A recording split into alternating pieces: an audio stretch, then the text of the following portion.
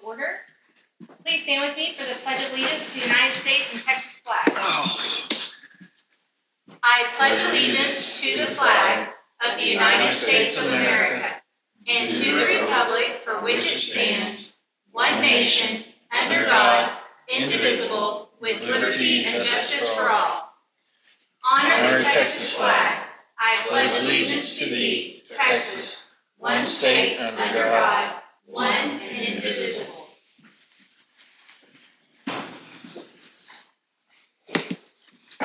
Ms. Alcantar, are there any public comments? All right. The board will go into closed session for the reasons listed on our agenda.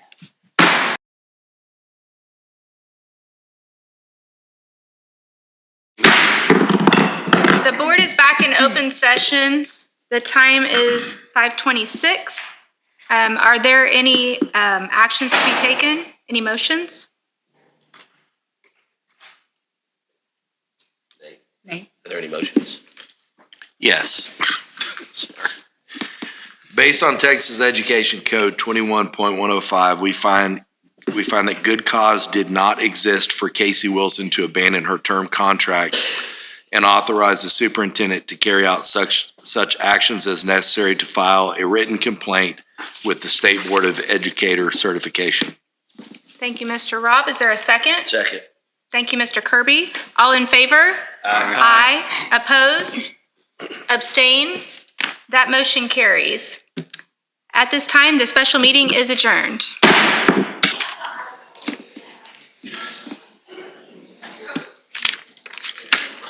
There's so many parts to this. My word.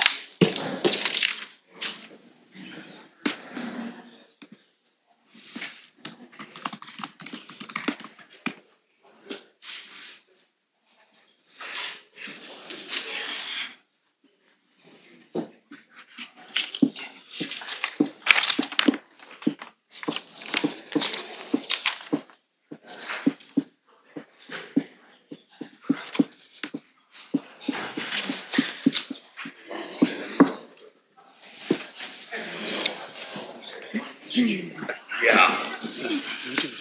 We'll get points. There's a lot. Brother, you always gotta read So much going on. chance to say recess. I ain't anything else.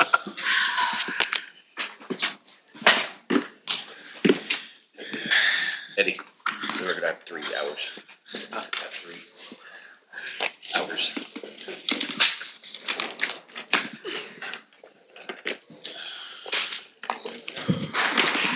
What you need? It's time. Okay. Just something real quick. Sure. Almost got it. All right.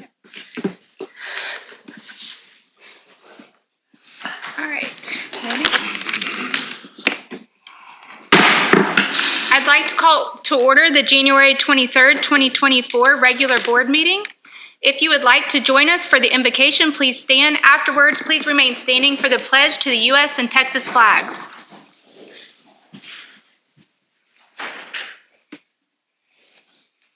Dear Heavenly Father, thank you so much for the blessing we have to be here tonight. Thank you for the blessing of living in the United States, in the state of Texas, in the town of Montgomery, and thank you for the opportunity that we have to be a part of this district and to help lead this district. Help us to remain humble as we serve, and please, I ask you to give us wisdom as we help to make decisions that will affect our kids in this community. Dear God, we just love you so much. In Jesus' name, amen. Amen. Amen. I pledge allegiance to the flag of the United States of America and to the republic for which it stands, one nation, under God, indivisible, with liberty and justice for all. Honor the Texas flag.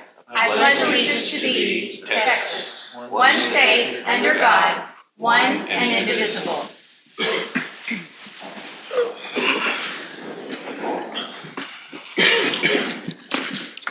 All right, Dr. Ruffin, are there any special recognitions this evening? We do. As a matter of fact, Mr. Justin Moreno is going to come up and present the board with their special recognitions.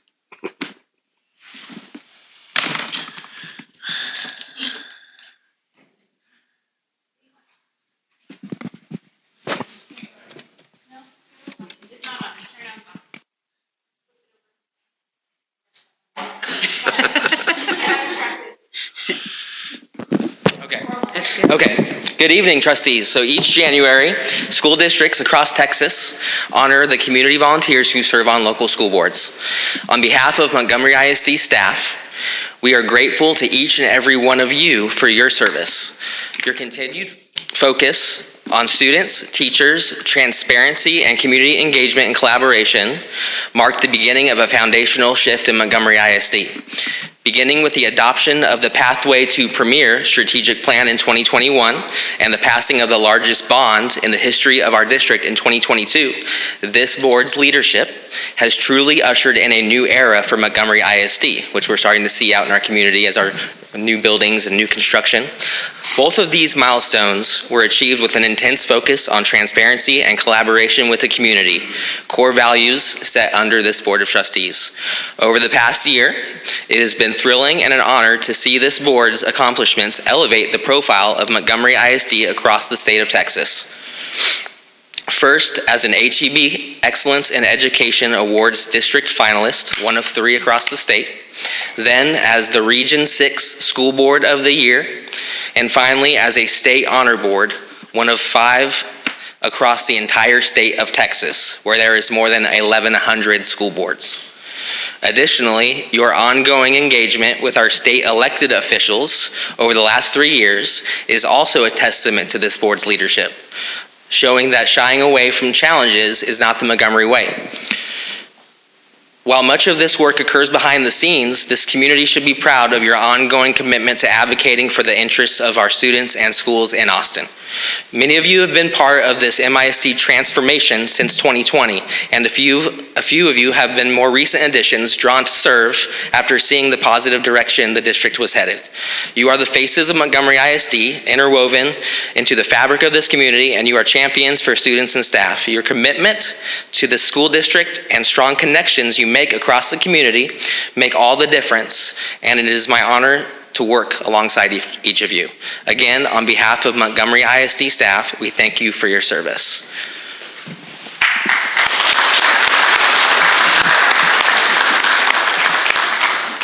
And tonight, I'd just like to share a little bit about how the district has recognized the School Board Appreciation Month.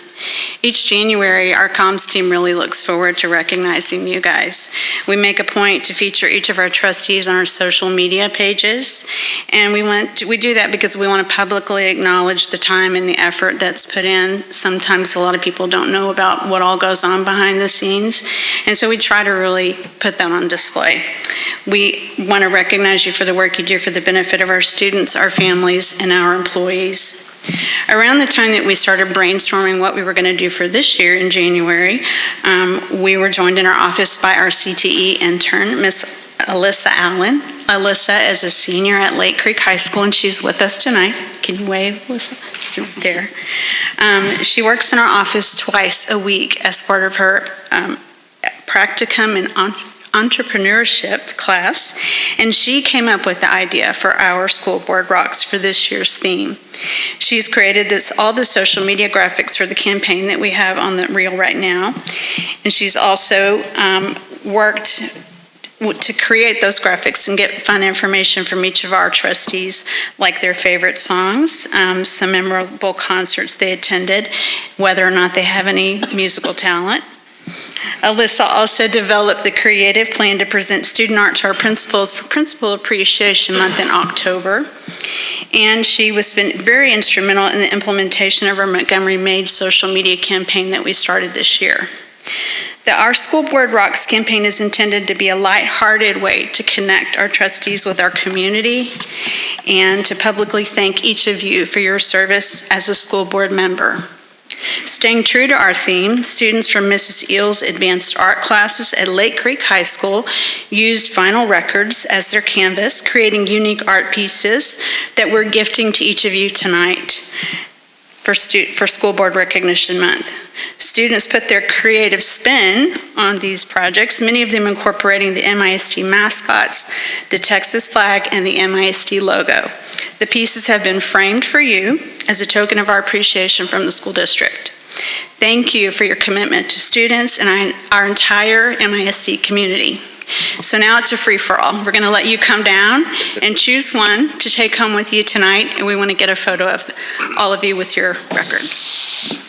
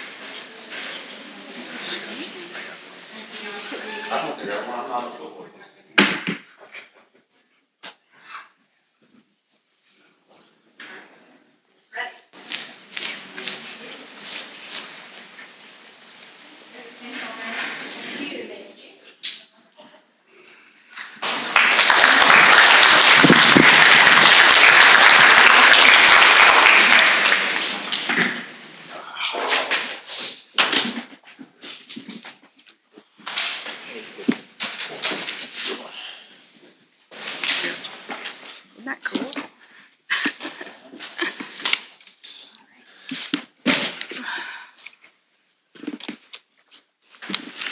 All right. Ms. Alcantar, we do have public comments. I'm sorry, you've already passed those to me. So we do have a long list of people that have signed up for public comment. Before we begin that, I just want to do some reminders. Thank you for registering to speak to the board this evening so that everybody has an opportunity to speak, that we ask you to limit your comments to 3 minutes.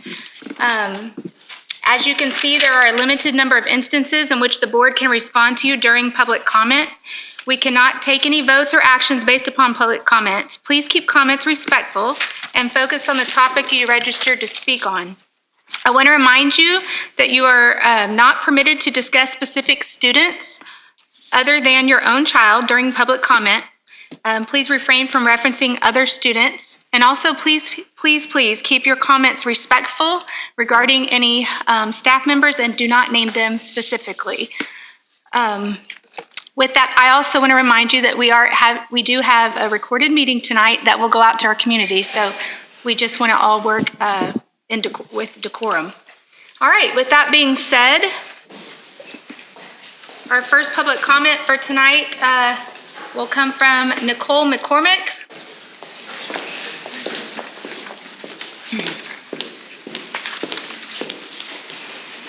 Before my time begins, I just want to ask if we are allowed to use the coach's first and last name, or are we as parents allowed to only submit to the swim coach? You can say swim coach. Okay, All so right. not her full name. We would like you to just say swim coach. Okay. That would be fine. We understand. Okay, thank you. Good evening, board members and all MISD administrators. My name is Nicole McCormick, and I live in Bentwater at 91 Fairway Park. I first want to thank you for allowing us to speak as swim parents and constituents. I not only come here before you as a swim parent and constituent, but also as a substitute for MISD. And a matter of fact, I just subbed yesterday for one Keenan, third grader, and then today for music, the music teacher at Stewart Creek. While my son, Ben Williamson, who is on the swim team, was not kicked off the team, he and our family have been one of those who are the collateral damage from the swim coach's decision. Ben is one of those swimmers who walks on pins and needles because of what's happened, in fear of retribution of any kind, because the swim coach is also a coach for professional communication in his 5th period. To me, that's not a healthy athlete and coach relationship. He also swims for the boys' high school relay, and that was impacted by the removal of their best swimmer, one of the 4. As parents, we all have a valid and vested interest in being here and resolving the issue of the current swim coach for our children. And while I also have a personal vested interest with my son Ben on the swim team, my duty to my community and our school as a whole transcends my personal interest. The primary question and issue before us as parents here is whether we can just simply accept and continue the status quo by allowing the swim coach to remain on board, hoping that the school will find some remedy to the situation. My feeling is that this status quo is not acceptable because the situation is not repairable unless we demand removal for the swim coach and immediate procurement of a qualified replacement. Allowing the swim coach to remain will continue to erode student morale and can be detrimental mentally to our children. While the swim coach may have been well-intentioned in accepting this position, the selection committee failed in its duties to ensure that the new coach had the necessary credentials and proven experiences for a high school swim team, which sadly our coach does not have. This is not intended to disparage her on any teaching ability in any other area.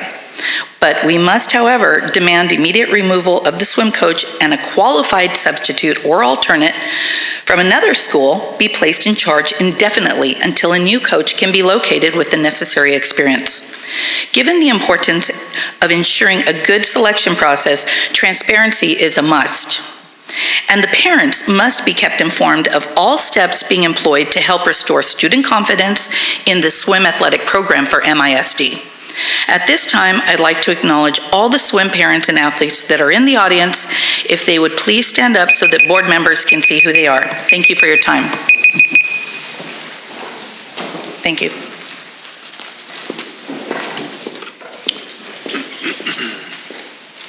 All right, thank you, Ms. McCormick. Now we have Jennifer Cameron.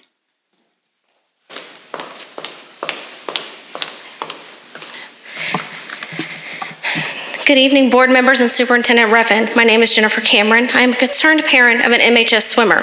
Let's start from the beginning. Towards the end of the last school year, we were pleasantly surprised to be invited to a parent input meeting with both the principal and the athletic coordinator. We were specifically asked what qualifications we wanted for our next coach, what was most important to us, and what we wanted to keep or change for the upcoming program moving forward. We collectively agreed upon the following. We wanted a coach with a head swim coach experience. We wanted a coach that was approachable for our kids to go to both in and out of the pool, one that would continue fostering a healthy environment for our swimmers, one with compassion, sportsmanship, and drive. We wanted to continue the time-honored traditions of the swim team, a team yearbook photo, team dinners, and in the off-season, a rotation of swim, weight room, and mob ball.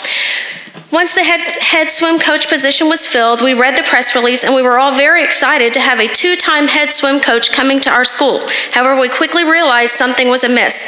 The press release appears to be inaccurate with regards to her ever being a head swim coach at all. I urge you to investigate this. Now I will explain what we actually got. A debate coach, a person that is unapproachable, manipulates facts to fit her narrative, can be passive-aggressive, and talks about swimmers behind their backs. No team yearbook picture, team building events, or mob ball, which is the one thing that our swimmers look forward to all year long. And lastly, senior night has been canceled for the future. The one night where senior athletes are celebrated and recognized for their accomplishments and dedication. Some examples are as follows. My son asked the swim coach if they would be having practice on homecoming game morning because in years past they had not, due to the girls getting ready, exchanging moms, pictures, etc. The coach announced to the team, we will be having practice on homecoming game morning because some of us are actually dedicated to the team, Cooper Cameron. As a parent, how dare she call into question my son's dedication to the swim team when he gets up at 4:30 in the morning to go to swim practice. He doesn't have to be dragged out of bed. He doesn't have to be reminded. He gets up and gets it done just like all of his teammates. On January 13th, while being transported to the swim meet, she told another coach all about why she needed to kick off those 4 students and continue to discuss how disrespectful they are as well as the rest of the team. This is a clear FERPA violation, and if you'd like to know more about what was said, I kindly ask that you not just take our word for it, but ask the MISD Transportation to pull the surveillance footage. Lastly, a debate coach is not a swim coach. My son was put in the backstroke, which he had not swum since elementary school. This is the equivalent of putting a tap dancer into a ballet routine. When my son asked for pointers from the coach, she replied, "Just swim faster." If it were only that simple, we would all be Olympians. The irony of it all is that we got a debate coach and a communications teacher that can neither communicate nor listen. As you will hear tonight, she has cultivated an environment of dishonesty, distrust, retaliation, and disrespect. We bear no ill will towards this coach or any administrators, but we must acknowledge that we never got a coach, we got an imposter. Thank you for your time. Cameron? And I have a copy of the press release if y'all need it. Okay. Next, we have Kelly Collier.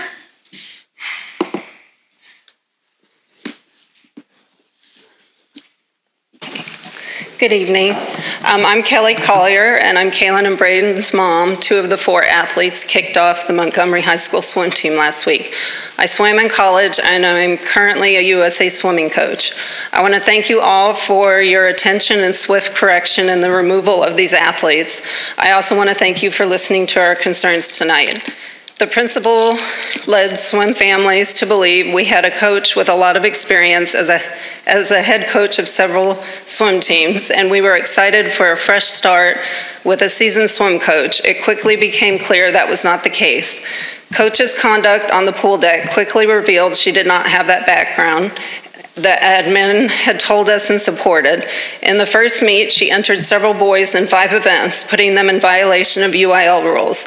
At the second meet, she spontaneously asked an athlete to run warm-up without any training or how to do so.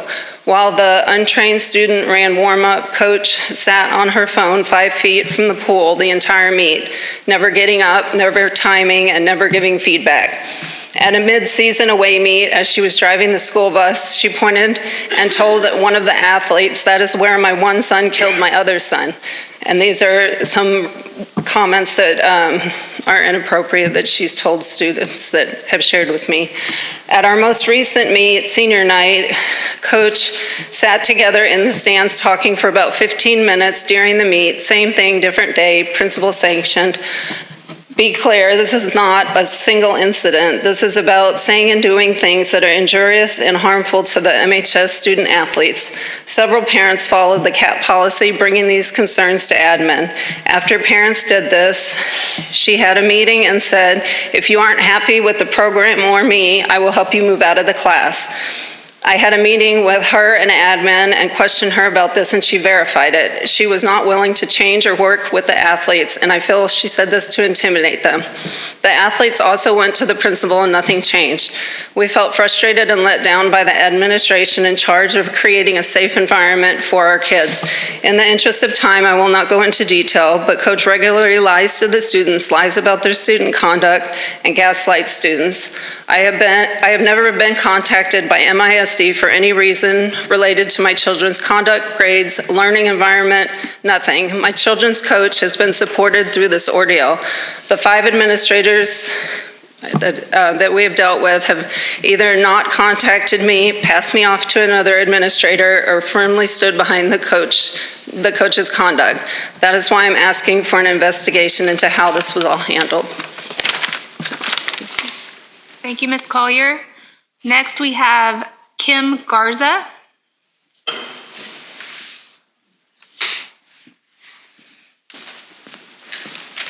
Good evening, school board members and superintendent. My name is Kim Garza. I live in Montgomery High School attendance zone. I'm a parent to Emery Garza, who swims for the Montgomery High School varsity swim team.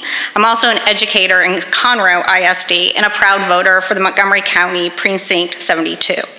The swim coach has accused our daughter, Emery Garza, of insubordination and was allowed to call us, stating that due to these accusations, she was no longer on the Montgomery swim team on Thursday evening, January 11th.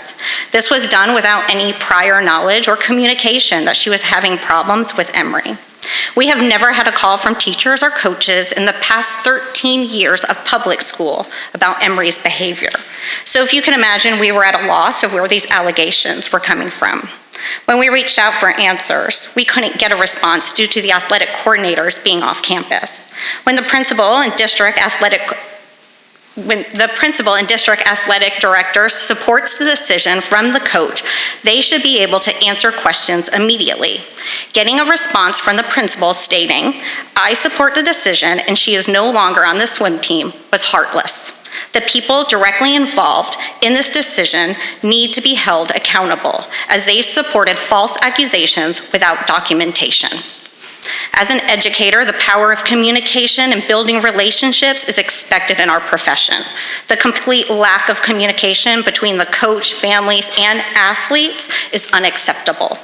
If a teacher or coach has concerns about student athletes, their first step is to reach out to parents, set up a conference, and work together to make the student or athlete the best they can be.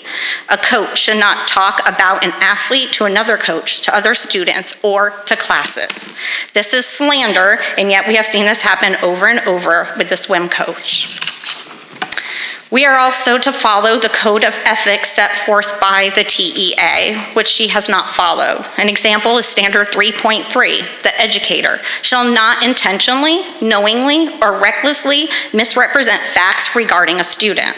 This is exactly what she has done towards Emory. The allegations that the swim coach has made about our daughter has caused our family sleepless nights, headaches, loss of appetite, and watching our daughter struggle mentally trying to figure out what she did wrong and the impact it can have on her future. We have not been given an apology for what they have put us all through, but it was suggested we sit down to rebuild this relationship. The relationship is beyond repair, as relationships are built on respect and trust, neither of which the coach has given us. Thank you for your time. Thank you, Ms. Garza. Next, we have Rebecca Martinez.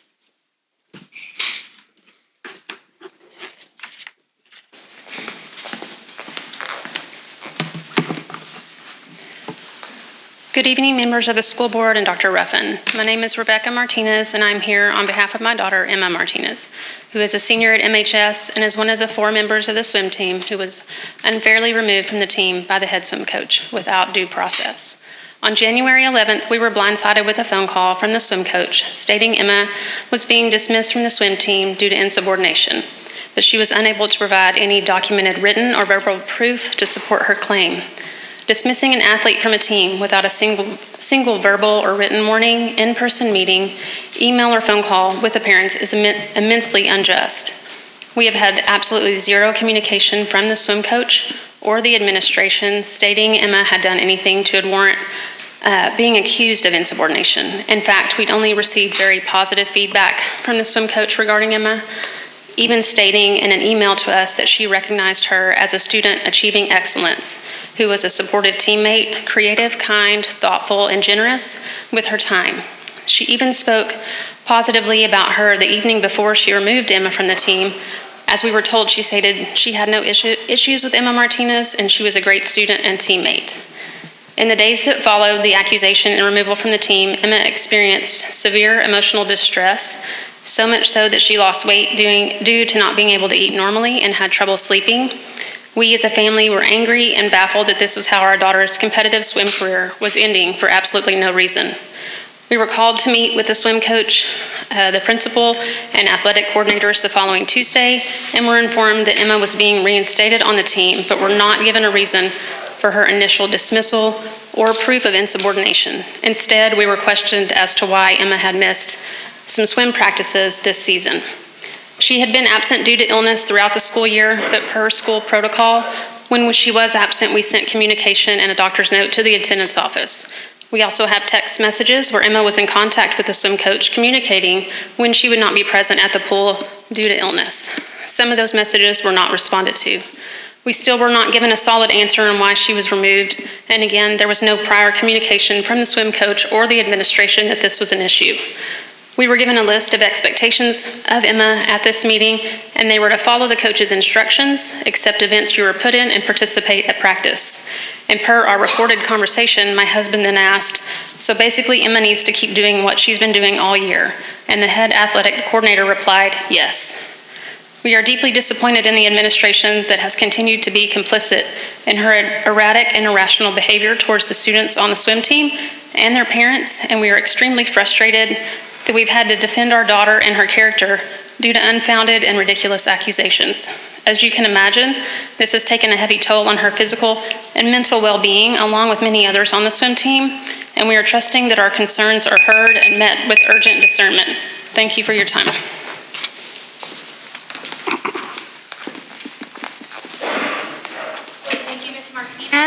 Next, we have Robin Aerosmith.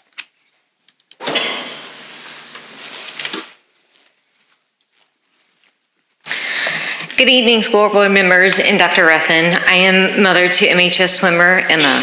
I am requesting an immediate investigation on the MHS swim coach and her removal as head coach from the MHS swim program, as well as Emma's reinstatement to the MHS swim program or immediate transfer to Lake Creek swim program. There are concerns that have not been properly addressed nor resolved by the MHS athletic department and administration. There has been nonstop deterioration of the swim program and fear invoked. We have followed all steps of CAP, and you are our last resort. The coach has been witnessed by several students, swimmers, teachers, as well as coaches, slandering other swimmers, retaliating against swimmers, being aggressive in nature to swimmers, as well as instilling a sense of fear and creating an unsafe environment for these swimmers. Emma had a goal of being a 4-year athlete to be in consideration of swim scholarships, as she has been swimming for almost a decade on club teams, was a member of the state relay team last season, and was looking forward to being back in the water after fully recovering from her shoulder injury. However, the coach's behavior towards Emma and the other swimmers these past 3 months has not only put unnecessary strain and stress on Emma, but has also caused both her mental and physical health to deteriorate. Swimmers that are facing the retaliation and aggressiveness from the coach are those swimmers who asked questions or stood up for another team member, or whose parents or swimmers themselves brought forth concerns in which we were all previously advised to bring forth for the development and improvement of the program and coaching. There is now a fear amongst most of the team of the retaliation and backlash they themselves may receive if brought forth. You have received a detailed email regarding the 12/8 incident that took place in the coach's room. Being a communications teacher, she could have handled the situation in a more professional and courteous manner, yet she chose not to. She failed to keep her actions and behavior in check and professional. Due to the coach's behavior in which she aggressively approached Emma, got into her personal space, and shouted in her face that caused Emma to become extremely fearful and feeling unsafe and causing a panic attack to occur, we had to immediately temporarily remove Emma from the program. She did not quit, as the principal has stated. She was removed for her safety and mental well-being until the issue was addressed and resolved. The principal failed to have this issue addressed after several swimmers, including Emma, advised him. This was not the only incident in which the coach unnecessarily shouted at Emma or other swimmers. We have previously brought forth this type of concern with the athletic department, in which we are advised this be addressed. There has been no resolution. Thank you for your time. Thank you, Ms. Aerosmith. Now we have Emma Aerosmith.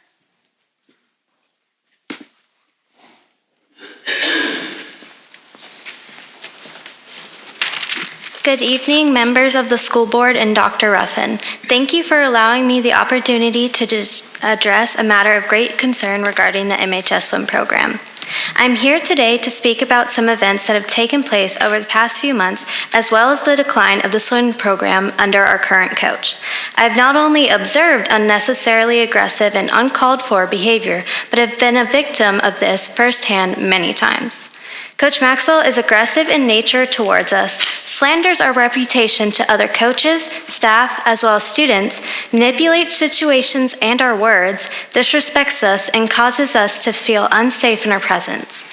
I am deeply concerned about the overall safety of the environment created by our coach.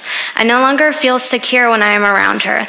I have been a target to her aggression and have been yelled at for many different reasons. An example was me stretching prior to getting into the water, in which she aggressively approached me and screamed at me, as well as screamed at me for miscommunication and emails sent by my parents and athletic trainers, in which I was completely unaware of.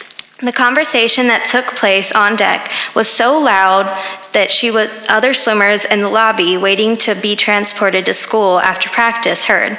This was the first incident of her twisting my words and stating that I had said that I was in pain, when I was medically released from my doctor indicating a return to swim with no pain.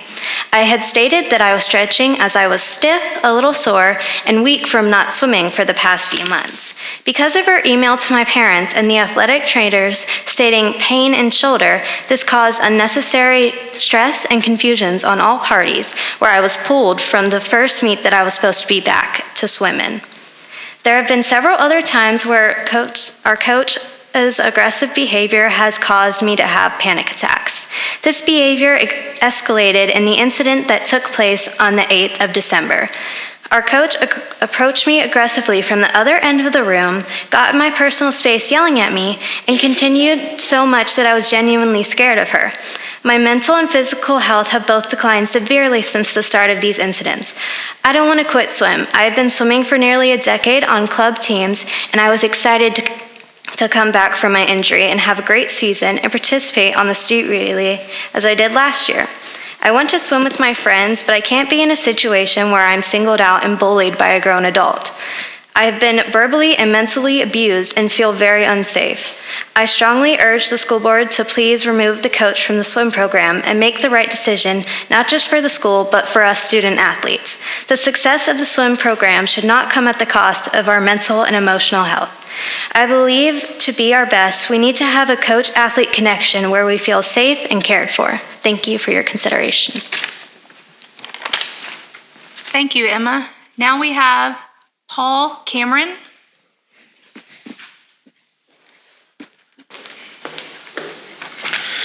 Board members and Superintendent Ruffin, I appreciate your time and consideration this evening. My name is Paul Cameron, and I am too a constituent living here in Montgomery County. My son is a second-year swimmer from Montgomery High School. As a concerned parent, I agree with all the statements that have been made this evening, but what I would also like to bring to your attention the child endangerment law as it is described in Texas. In Texas, child endangerment occurs when a person intentionally, knowingly, recklessly, or with criminal negligence by act or omission engages in conduct that places a child under 15 years of age in an imminent danger of death, bodily injury, or physical or mental impairment. This may include exposing a child to a dangerous environment, substance, or person, or failing to provide necessary care or supervision.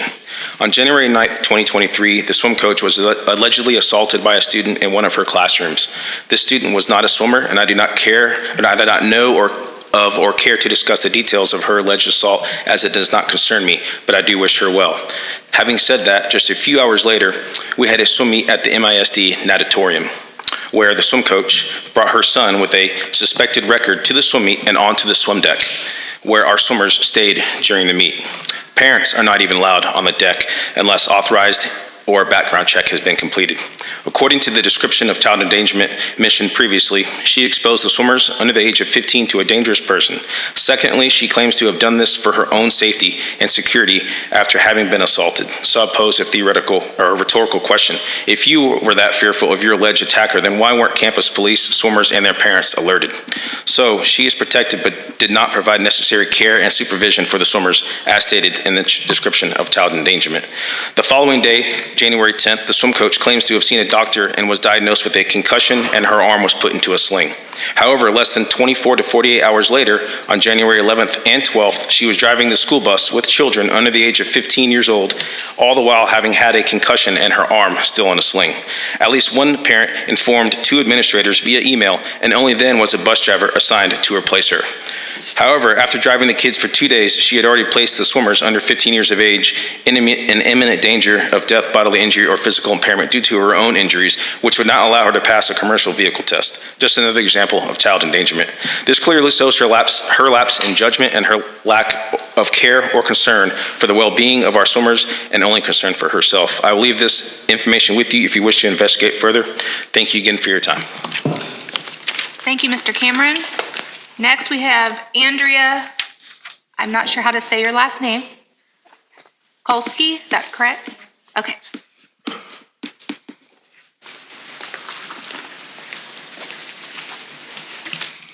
Good evening. My name is Andrea Kolsky. I am Myers Jackson's mother. She's a 9th grader who swims in the freestyle relays with seniors kicked off the team and another freshman swimmer. She has been swimming and training since she was 11 years old. Imagine her devastation when coach cut her teammates from the team without notice or reasoning. She kicked off 20% of the team 3 days before the district entries were due, 50% of her undefeated relay team, and 50% of the senior swimmers. Without the girls' relay, a replacement team added 26 seconds to their entry time at the very next high school meet.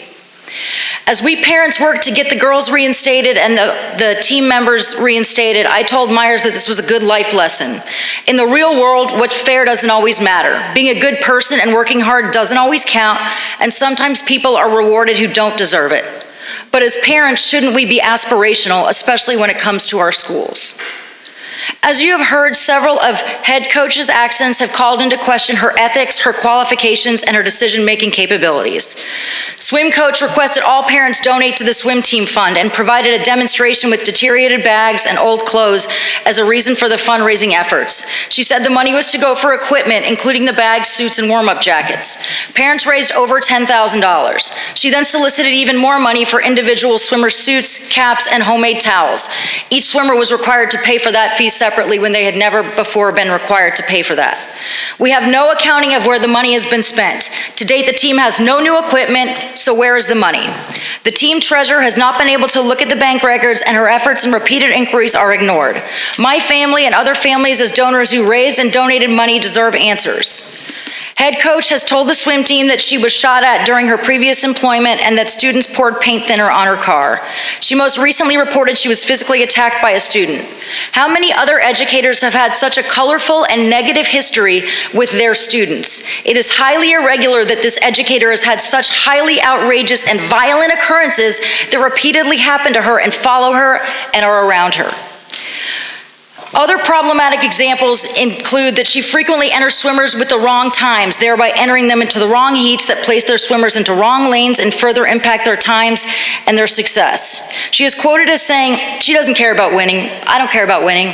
I don't care about districts. I don't care about the relays times. I don't care about the school record."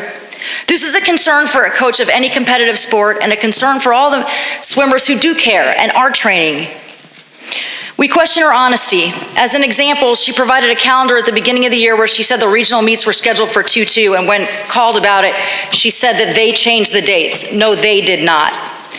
As parents, our primary responsibilities are to get our kids educated and get them into heaven. Part of their education should be to stand up for what's right and do the right thing. Teach them, if you do your best will be rewarded. Lead by example. That's not what has been taught to us thus far by Montgomery County head swim coach.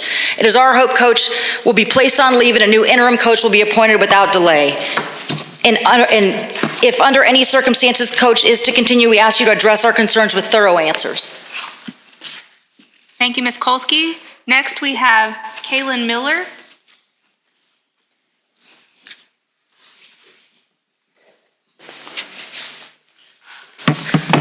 Good evening. My name is Kaylin Miller. I am a senior on the Montgomery High School swim team, and I have qualified for state every year. This year, I serve as the treasurer, secretary, and also one of the captains of the team. I'm also an active member of National Honor Society, HOSA, and Mu Alpha Theta, where I serve as the treasurer. I volunteer at Fellowship of Montgomery on Sundays in the children's ministry, and I also volunteer with Young Life. I was recently kicked off the team and accused of being insubordinate without any documentation or prior warnings. I have never had any discipline problems in school or any group I am a part of. I make good grades and I am a part of the Principal's Distinguished Honor Roll. As the treasurer, I am supposed to know how much is in the account, and I also sign off on things our coach plans to buy with the money our team raised. I have asked how much was in our account before and she would not tell me. I still have had no clue how much we raised and how much money is in the account now. Our coach also told the entire team that with the money we raised, she was going to get us jackets, parkas, and backpacks. While she did give us the old backpacks, parkas, and jackets that she found in a storage room, we haven't received any new ones from the money we raised. Everything that was found in the storage room has stains and smells. The only thing we have spent our money on is Chick-fil-A and our sponsor banner, and none of the stuff she has promised we would get.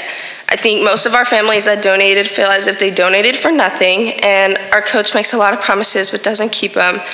And we are told by admin that we need to trust her and her decisions she makes, but how are we supposed to do that when she goes back on everything she says? Thank you for your time. Thank you, Kaylin. Next, we have Emma Martinez.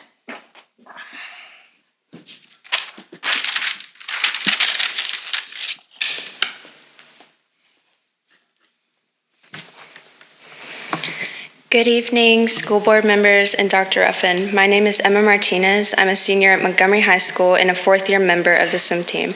I'm an honor roll student, and I also participate in HOSA, Interact, and Student Council. I'm currently a 2-year member of National Honor Society, and every Monday and Thursday I volunteer and attend Young Life. I'm also a member of the Certified Clinical Medical Assistant program offered at MHS. Considering the fact that I am an open enrollment student, I am held to a high standard of discipline to be allowed to continue attending Montgomery High School. That being said, my record reflects that I have never had a disciplinary issue with a coach, teacher, student, or the schooling standards set at MHS. On January 11th, I received a text message stating that it would no longer be necessary for me to attend practice. Shortly after, my dad received a phone call stating I had been kicked off the team for insubordination with zero prior knowledge or evidence that I had ever fit the accusation of insubordinate. The only personally negative interaction I've ever had with my swim coach prior to being removed from the team was earlier in the year when I was brought to tears in front of my classroom full of teammates by the head swim coach over money. It was severely inappropriate and unprofessional of her to address my personal financial situation in front of a classroom of students. Despite the hurtful experience, we quickly moved on after she later apologized to me, and since then I've continued to be nothing but respectful and obedient. My swim coaches had nothing but good things to say about me to other people leading up until the day she wrongfully terminated me and 3 others from the team. Her actions in removing me and the other athletes have left my fellow teammates fearful and uncomfortable in her presence. Since being reinstated on the team, I have felt as if my coach has taken it upon herself to make me feel uneasy, vulnerable, and defenseless in her presence. To take this one step further, it is evident that she is retaliating against me as a reinstated athlete. And it became clear when I was notified by a teammate that the swim coach had not put me into the events that I had trained for all season. Without informing me of this decision, she entered me into a race I hadn't swum in 4 years. She refused to put me in the relay I have earned a spot on as the fastest swimmer on that relay, and she purposely gave away my event that I've competed for in 4 years. The district meet on Friday is my last meet of my 7-year-long swimming career. It was severely upsetting to find out that my coach has sabotaged my final meet in what seems to be purely out of spite. Her actions in removing me and 3 others from the team so hastily has not only been severely damaging to me and the people directly affected, but also has been destructive to the members of the MHS swim team as a whole. Thank you. Thank you, Emma. Next, we have Emery Garza.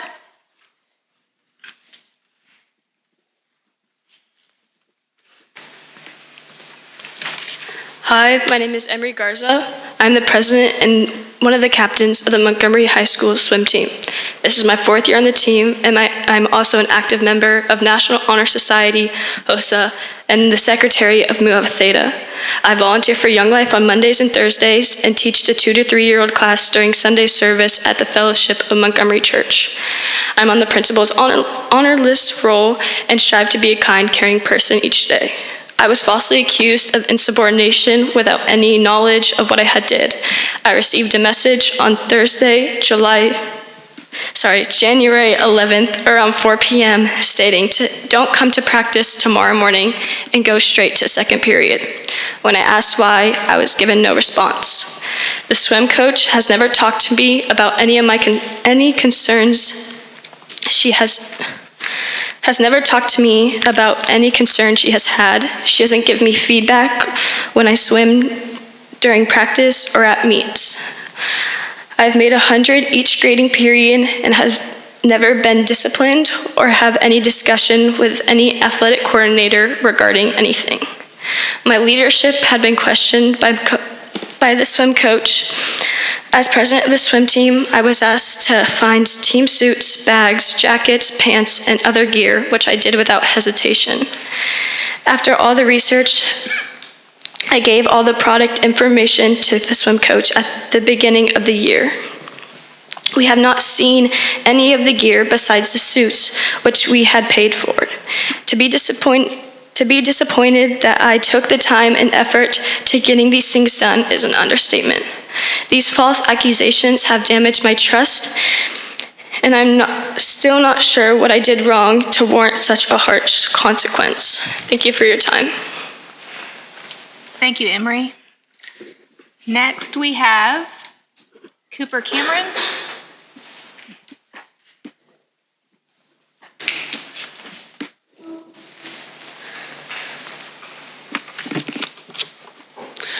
Members of the board and Superintendent Ruffin. My name is Cooper Cameron, and I am a second-year swimmer on the Montgomery High School swim team. I pride myself on making good grades, being a leader both in our school and within our community. And simply just put, just being a good person. I'm on the principal's honor roll. I am in the student council. I am the vice president of our community volunteer organization. I attend Bible study on Wednesdays, and I have never been a discipline problem. I always strive to be respectful and kind to my peers, teachers, and neighbors alike. Now that you know a little bit about me, I want to start by thanking you for your time this evening. In conclusion, from this evening's speakers, the parents and students have presented the problem to you and provided ample examples. We would now like to provide a proposed solution. Number one, with all due respect, we are collectively requesting that the swim coach be relieved of her coaching position as head swim coach at the Montgomery High School, effective on or before January 26, 2024. If that cannot be executed by the proposed date, we kindly ask that the swim coach be put on leave while you complete your investigation. Number two, we ask that an interim head coach be the Montgomery High School swim coach. We would like to propose that the current swim coach at Lake Creek High School take this position. He is willing, able, and has agreed to coach both schools so long as you see it as a viable option. He already coaches at our practices each morning, and we will be attending the same swim meets. We know him, we trust him, and we respect him. Please consider this as a temporary or permanent solution. We ask that you investigate the hiring process to avoid this happening again in the future. I cannot speak to whether the problem is the process, the school staff, or the swim coach, or if the swim coach was deceptive. I will say that she is known to omit or manipulate key details when answering questions. Leave the recipient to infer that she is a qualified candidate for the coaching position when in fact she is not. Lastly, it is with great sadness that I must inform you that the members of our swim team have agreed not to return to the Montgomery High School swim team next year if the swim coach continues to be the head swim coach. We love our sport, one in which we have grown up competing in, and we love the school we are blessed to be able to compete for. However, we don't have a team when she is the coach because we don't have trust, we don't have respect, and we don't have a coach. Thank you again for your time, and have a blessed day. Thank you, Cooper. All right, that was our last registered public comment. As I said before, we are not able to comment back, but I do want to say I really appreciate you all and your respectful way of addressing this difficult situation. Thank you so much.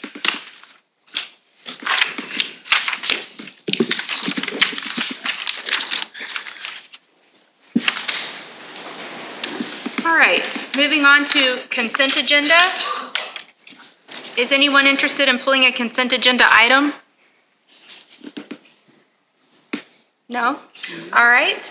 Is there a motion to approve the consent agenda as presented? I'll move to approve consent agenda as presented. Thank you, Mr. Kirby. Is there a second? Second. Thank you, Dr. Fuller. All in favor? Aye. Opposed? Abstain? That motion carries. All right, moving on to action items. 6A, resolution authorizing employee compensation. Dr. Ruffin? Yeah, so we got to have Chris Lynn come in and speak on action item A. It's one that really can possibly be a consent agenda item, but just it's one of these unique things that come up every now and then, and I'll let Mr. Lynn speak on it. Sure. Ms. Turner, Dr. Ruffin, members of the board, we wanted to present this as an action item, but just because of the wording. This is, we're asking for your approval to pay our employees for the day that was missed last Tuesday due to the inclement weather. As you know, under Texas law, if employees do not work, then they are not supposed to be paid. It was, however, not our employees' intention to not come to work that day. The weather prevented them from doing so. This action follows previous district practice any other time we've had inclement weather that prohibits our employees from coming to work. And so we just wanted to get that on the action items, give a little explanation, and let you know exactly what we were asking for this evening. So. All right, are there any questions for Mr. Lynn? Okay. Is there a motion to approve the resolution as presented? I'll move to approve the payment resolution as presented. Thank you, Dr. Fuller. Is there a second? I'll second. Thank you, Mr. Nguyen. All in favor? Aye. Opposed? Abstain? That motion carries. Thank you.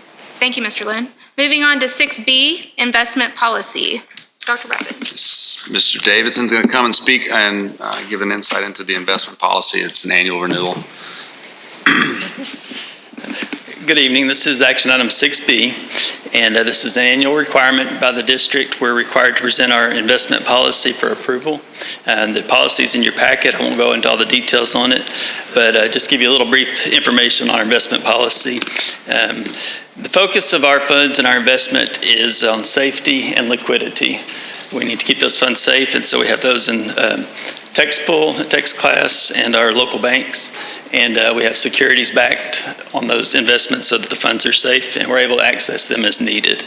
Does anybody have any questions? Are there any questions from the board? No? Oh, Dr. Fuller, did you have anything? No, just a comment that it's fairly standard. It's all included in our board book, that the investment policy is renewed every year. We do this every year. We're very happy with what we've been doing. Yes, sir. Okay. All right. Is there a motion to approve the investment policy as presented? I'll make a motion to approve the investment policy as presented. Thank you, Mr. Robb. Is there a second? A second. Thank you, Ms. Porton. All in favor? Aye. Aye. Opposed? Abstain? That motion carries. Thank you, Mr. Davidson. Moving on to action item 6C, 2024-2025 academic calendar. It's a hot topic. Mr. Marino, tell us about the calendar. You got a presentation, I think, right? I do. Good evening again. I'm excited to present one of the more anticipated agenda items each year, and that's our academic calendar. We do have a strong process for this for the academic calendar development that goes through our district advisory committee.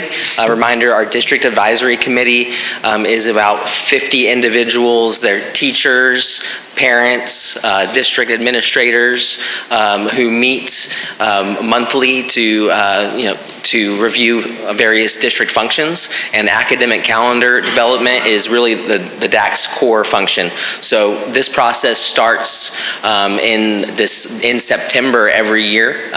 It's something we get back to school, and then we're already talking about the next school year calendar. So we try to utilize a very collaborative process. So what we have to look at each year when we develop the annual calendar is the requirements set by the state.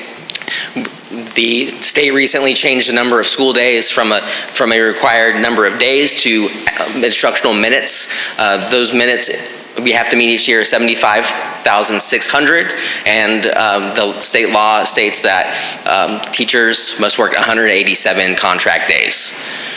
So we start with there, and then we have several preferred calendar characteristics from our families and staff, and we always look at time. Like we want to find the right balance between classroom instruction, students in the classroom in front of their teacher, professional development and planning time for teachers, and then holidays, breaks for both families, students, and staff.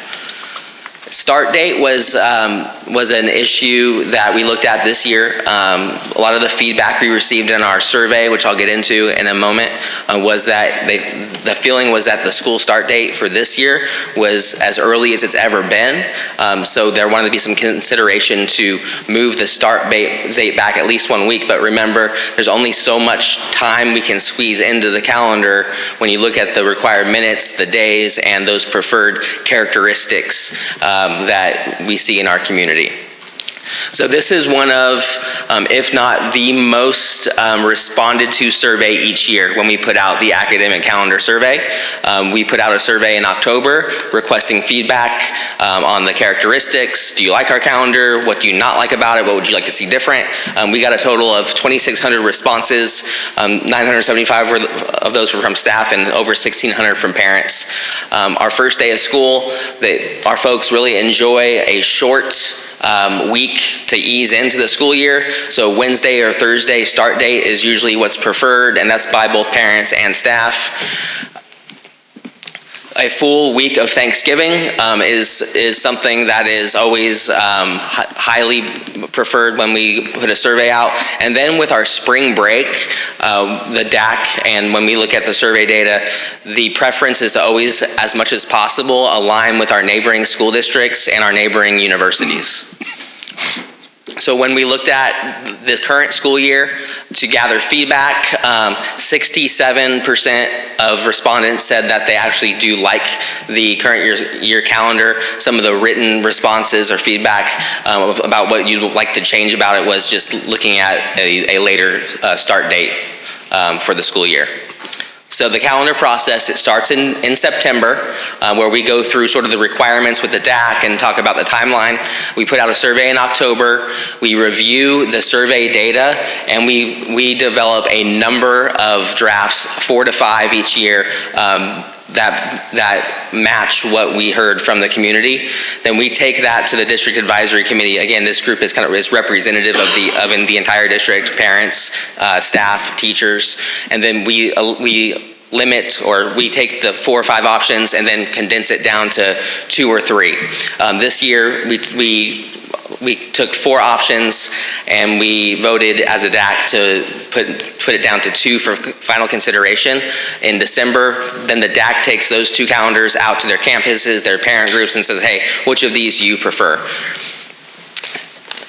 These were the final 2 calendars, very similar. Start dates were both a week later than what this school year, where we started this school year. The only differences were some professional development days spread throughout the year and holidays in certain parts of the year. But the spring break was the same in the final 2 drafts, and the winter break was the same in the final 2 drafts. So the District Advisory Committee voted to recommend to the Board of Trustees option A for next year's 24-25 school year. And some of the key points, there are 171 instructional days. Remember, it's the minutes that really are the driver. So we try to bank in enough minutes so that if we do have to close because of an ice day like we did last week, those days don't have to be made up. There's 16 professional development and work days, planning days for teachers. Again, the balance of time and PD. And teachers start August 5th. The first day of school will be Thursday, August 15th. Again, 1 week later than the current school year. The last day of school will be Friday, May 23rd, which is before Memorial Day. That is another highly preferred component of our calendar, especially from our parents, is having the last day of school before Memorial Day. There is a fall break for both students and staff. One component that is different in next year's calendar is Election Day will be a student holiday and a staff professional development day. We are getting more requests from the county elections office to use campuses as election polling locations. We're required by law to do that when requested. So we thought it was appropriate, as if we're having a lot of people to come on campus, let's go ahead and make that a student holiday. And then there's an additional student holiday after Easter. So Easter will be a 4-day weekend for students in this draft. So with that, I'm happy to answer any questions about the process or the components of the proposed calendar tonight. Any questions? What was the, and you may have said this and I missed it, but proposed calendar A versus B, what was the difference in the vote? The vote on it? I'm sorry, not the vote. The components of it? Sure. No, not the components. The preference of it? When they're, the preference. I mean, was this like a split deal? Yeah. Was this? Yeah, so typically in past years, when we've gotten down to the final two options, there's usually one that has really stood out. This year it was much closer, and I think that's because the two calendars are very similar. So I believe that the DAC split was about 7 or 8 votes in favor of draft A over B. What was the biggest difference between the two? The start date for draft A, the first day of school is a Thursday, draft B is a Wednesday, and our 187-day contract employees, so mainly our teachers, they start on Monday, August 5th rather than Thursday, August 1st. Oh. And then there was on draft B, there would have been a district holiday following the Monday after Easter. Draft A is a staff professional development day. I want to say thank you for your work on this and what you've done over the last 3 years to make this process better and better each year. We really appreciate you and the DAC for doing such a fantastic job and listening to the community, faculty, and staff. Thank you so much. Thank you. All right. Is there a motion to approve the 2024-2025 academic calendar as presented? I'll make the motion to approve the 24-25 calendar as presented. Thank you, Ms. Porton. Is there a second? I'll second. Thank you, Mr. Robb. All in favor?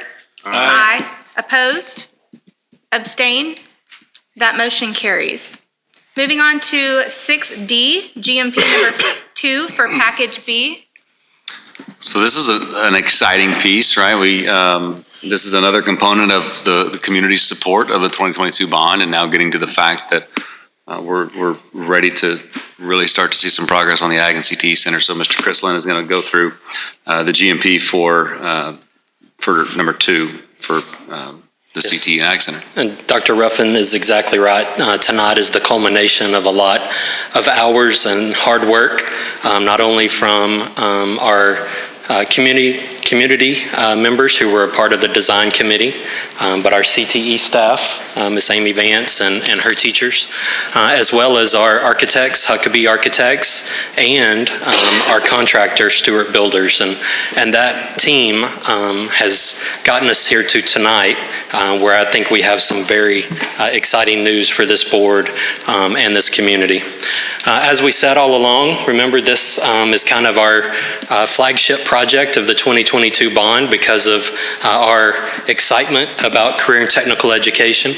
And so just a little bit about a refresher, our CTE Center is about 127,000 square feet and contains 10 programs, a couple of which are brand new programs to the district.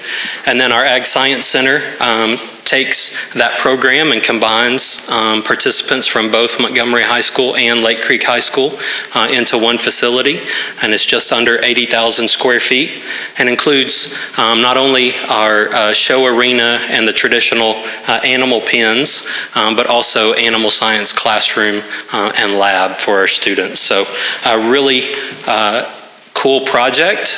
Here, just to refresh everyone's memory, here's outside rendering of the CTE Center. This is a view of the Commons interior at CTE Center. The engineering and robotics lab area where they could have their robotics competitions. And then the culinary bistro that our culinary students will operate throughout the year and serve members of our community when it is open. Here's exterior view of the Ag Science Center, and then once again just another view to show. As a refresher, this project is going to be built on Lone Star Parkway in between Buffalo Springs and Ples Morgan Drive, and our contractor Stewart Builders is actually on site clearing trees and getting the site ready for construction for about the last month or so. So we're here tonight to ask you to approve a guaranteed maximum price. In order to do that, I wanted to explain the budget number to you and where we stand with the costs that we're going to present tonight. So based on the bond budget, Construction costs were about $69.5 million, including construction contingencies. And remember, those contingencies were built in as we were developing our bond for construction escalation costs, design changes, those types of things as we were working on the project. Stewart Builders, as I mentioned, is our construction manager at risk, and they were the ones who were responsible for going out and acquiring bids from subcontractors who were interested in doing the work. And so on the right-hand column, you can see that our base cost, including CTE, ag, and the earthwork component that was approved by the board at a previous meeting, is just over $66 million. But there are a few additional things that we had asked for as a part of that bid. We had asked for some project alternates. Number one was an expansion of the CTE Center. One of these days, that building will need to be expanded, and we had planned in the design for that expansion to occur. That expansion is just a little over 16,000 square feet, and so we wanted to go ahead and see what that would cost in today's dollars. Now, this is just to build the shell. This is not to go ahead and build out the rooms. This is just to make sure that the space is there. This is critically important because if we can do it today, we should do it today for a couple of reasons. First, it's going to cost more in a few years to build the same exact expansion that it does to build today. Secondly, this is a second floor expansion. And so in the future, whenever you would go to do that expansion, you would be building basically on top of an occupied first floor. So if we can get this work done today while the building is initially being built, that would be our preference. And the cost for that is just over $907,000. Roughly $56 a square foot for that price. So it's very economical in today's dollars.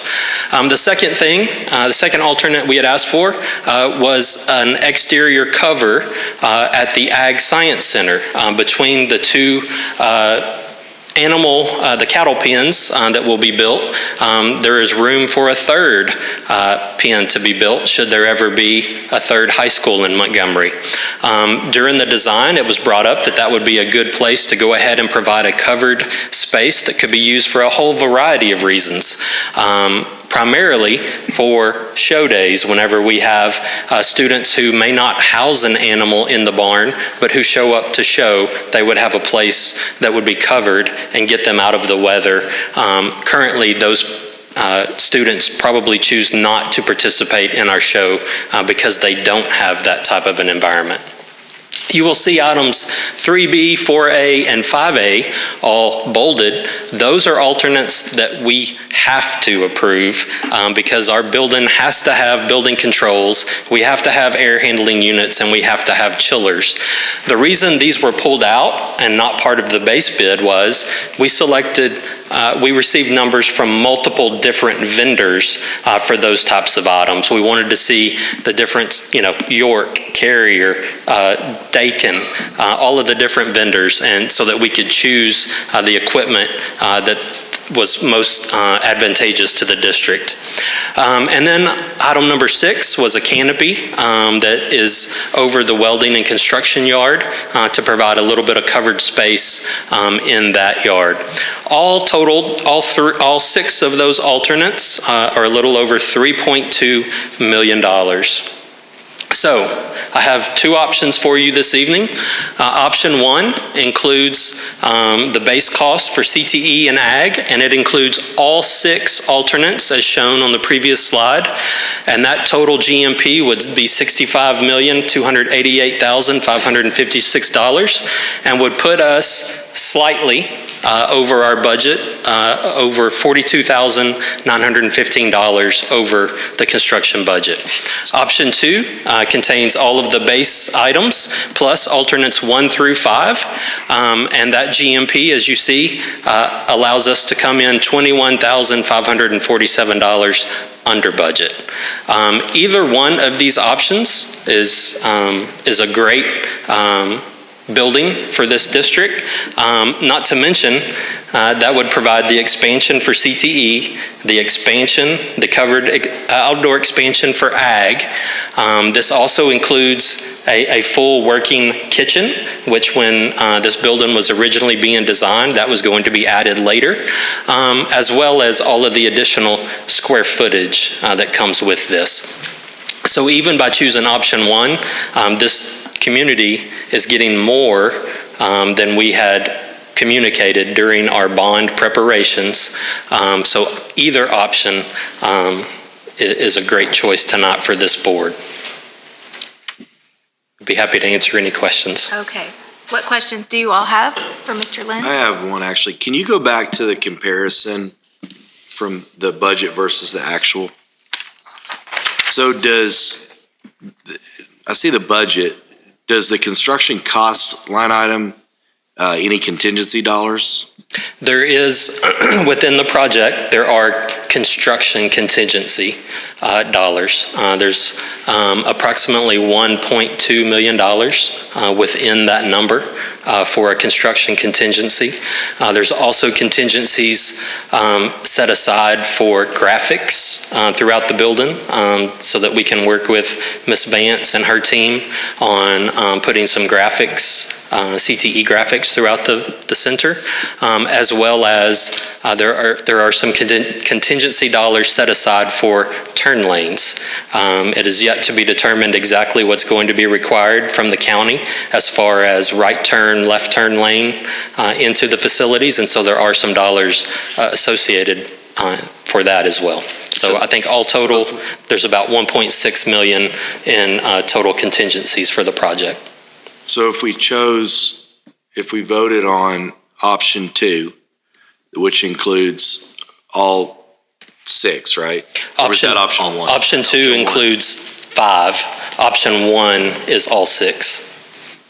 So we could very easily, even if we're in the red another 43 grand, we could very easily come in on the right side of that through the contingency dollars. Absolutely. And keep in mind, the district has many projects going on right now. Several of those are coming in under budget.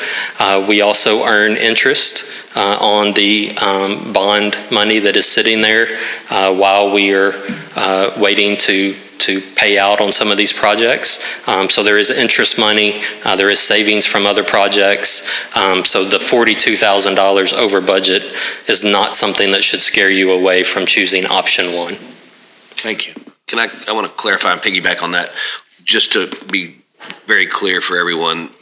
These alternates, 1 through 6, 1 through 5, whichever way we go, do not affect in any way the contingency that is in the original construction budget. Correct.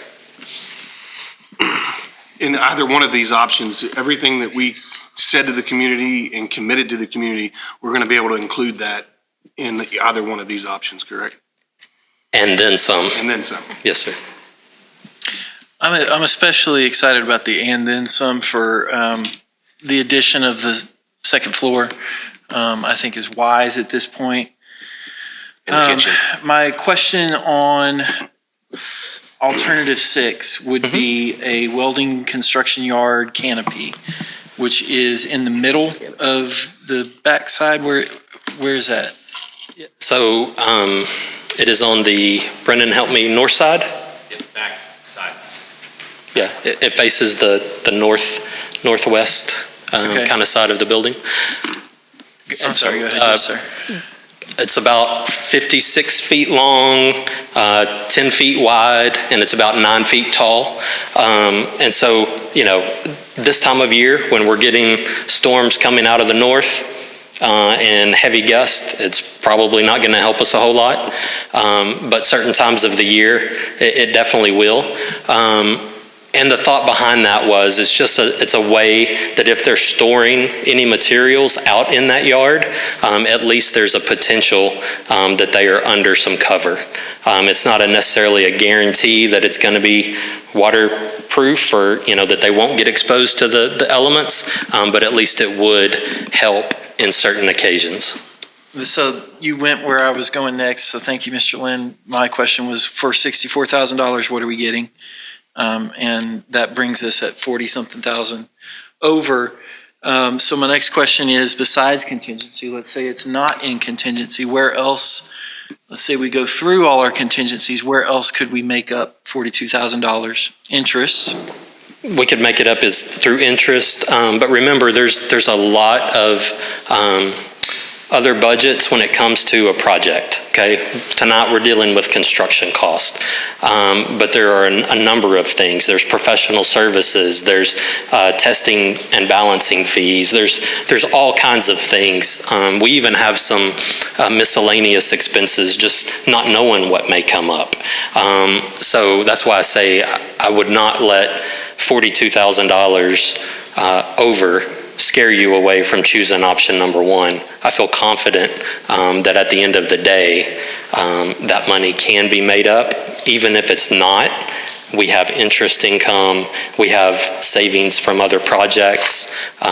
There's money there to take care of that $42,000. I think it gets, me personally, option one gets our students a little bit further into the building, down the road. They get a little bit more option out there. I would ask all the folks in the room that are in charge of this project, and I'm looking at people in the back corner, if there's a way to help with that 42,000, be frugal, find a way, but I would stand firmly in favor of option one personally. And you did say, as I sit here with my stomach growling, you did say option one includes the new kitchen, correct? Both options include the kitchen, which was not something that we had not discussed during the bond program.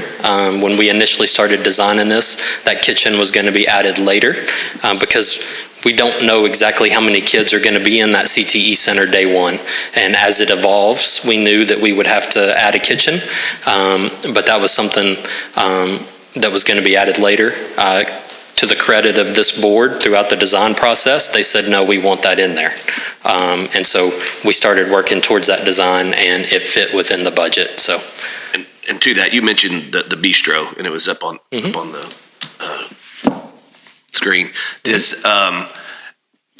You mentioned that students are going to operate that, and that will be open to the public, and it'll be a regular cafe pay. I mean, it'll be a revenue generator. It won't be open all the time, right? Okay, but there will be select times when Ms. Vance and her team decide to open that to serve members of the community, and I'm assuming they would accept reservations and serve a limited number on those evenings. But yes, that's the part of this whole building, right? Is we want to not only teach kids, but we also want them to get the experience of operating a bistro. Just like in the auto mechanics, there will be some limited mechanic work that they could do, whether that's rotating tires, changing oil, whatever the case may be. This is going to be a learning environment as well as serving the community at certain times. The community gets to see their tax dollars at work. Absolutely, yes, sir. Any more questions? All right. Is there a motion? I'll make a motion to approve option one for the guaranteed maximum price. Number two for package B as presented. I'll second. You just said. Yeah, he's correct. We've already approved GMP number one, but he is choosing option one. Dr. Fuller, sorry. For GMP number two. Number two. The finance guys can't make anything easy. I'm sorry. Bunch of numbers. All right. Is there a second? I'll second. Thank you, Mr. Nguyen. All in favor? Aye. Aye. Opposed? Abstain? That motion carries. Thank you very much. Thank you so much. All right, moving on to information items. 7A, Superintendent Report, Survey Feedback. All right. So part of this process and me getting here to Montgomery ISD was a very extensive and very exhaustive data collection process with the community through surveys and town halls, student groups. And what I was blessed with as I arrived was a spreadsheet that was 120 pages long with all of this qualitative data on it. So everyone's wondering what I've been doing the last few weeks, and I've been in my office just looking at this stuff, and I created this big matrix. That's not true. I had a company run AI on all this and actually produce the themes that were there. And what I have talked to our SL team about is that as we ask for survey feedback, we actually turn around and make that outward facing. It's not just information for us, right? It's valuable information for our community, for our parents, for our students, for our teachers.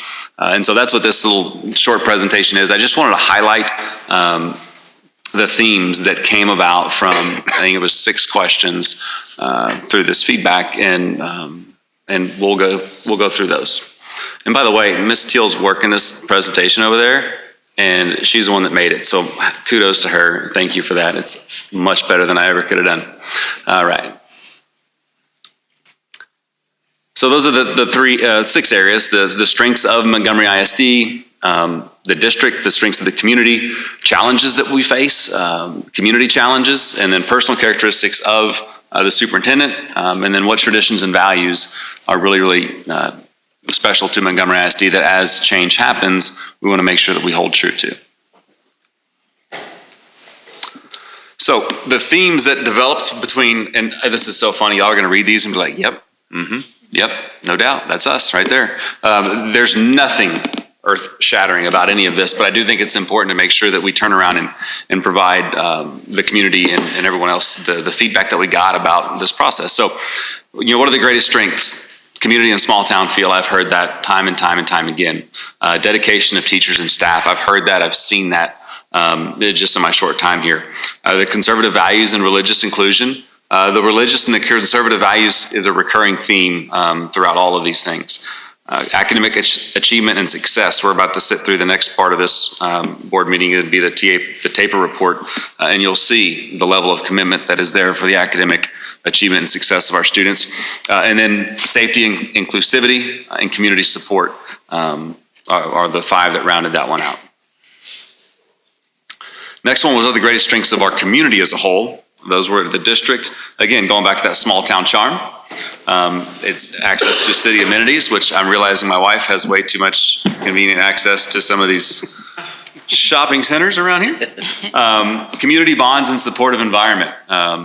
I think that's visible in the programs and things that we have going on throughout our community. Again, those conservative and faith-based values. I will say that as my wife and I have transitioned here and are starting to settle in, it's so welcoming and warming with the different emails and Facebook messages that she received, just people inviting us to church with them or inviting us to go out to dinner with them or just meet them. It's been very welcoming and appreciative. Education and family-oriented atmosphere, safety and low crime rate. And then the next one is, what are the greatest challenges that currently facing MISD? And remember, this is from parents, from students, from teachers, and different staff. The rapid growth and making sure that we can accommodate that growth. Political and social influence, I think that's prevalent as you are tuned into any news channels now. There's turmoil and grief amongst that area. Education has been politicized and almost weaponized in a manner. Teacher retention and support, that's a huge one. That's a huge one for our district moving forward with some of the financial, going on to the next one, the financial constraints and funding issues that we do have. And we are so blessed to be within this district, and we just looked at this beautiful facility we're going to build for $69 million, and it's really hard to wrap your head around how can there also be financial constraints and challenges with that. But honestly, one is driven by our community support, which is that, and the other is driven by our state legislator, which is what's leaving us with these constraints. And so something we're definitely aware of, and we're going to continue to work through. Student discipline, safety, and academic standards for that last one. Greatest challenges facing the community, you'll see a lot of the similar things, right? The social, cultural integration, education, school-related issues, rapid growth, and its consequences. We can't stop the houses being built, but we can make sure that, in my opinion, that we understand who we are and what we believe in, and our values are rooted deep, so that those that do come and become a part of our community align and believe and support the community and the district as a whole. So personal characteristics, do you desire to see the next superintendent? This is something that our SLT group really looked into, because in my opinion, this is not just for this position, but it's in for leadership in general. What personal characteristics do you want to see in folks leading our district? And again, you see the same things reiterated over and over again, the traditional values, community engagement and approachable, professional integrity and transparency. I will say that that's something that's, those two, number 2 and 3 are really, really near and dear to my heart. The integrity piece, being transparent, and then just approachable and being engaged. Personal qualities of kindness and empathy, and then strong leadership and decision-making skills. And we'll continue to circle back to these as we talk with our principal leaders and our campus leaders also.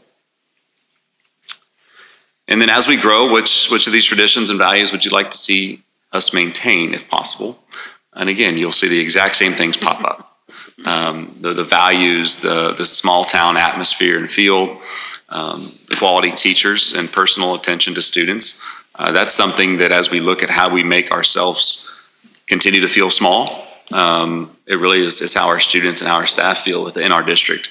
That each campus feels like a home, and our district as a whole supports each campus as their homes. And so I think that's the last one. Yep. So again, just as a brief overview, I want to make sure that, like I said, as we ask for feedback, that we're able to turn that around and make that outward facing, because it's obviously helped guide them with their decision-making process. And we want to make sure that we validate and appreciate the feedback that we do get. So that's that.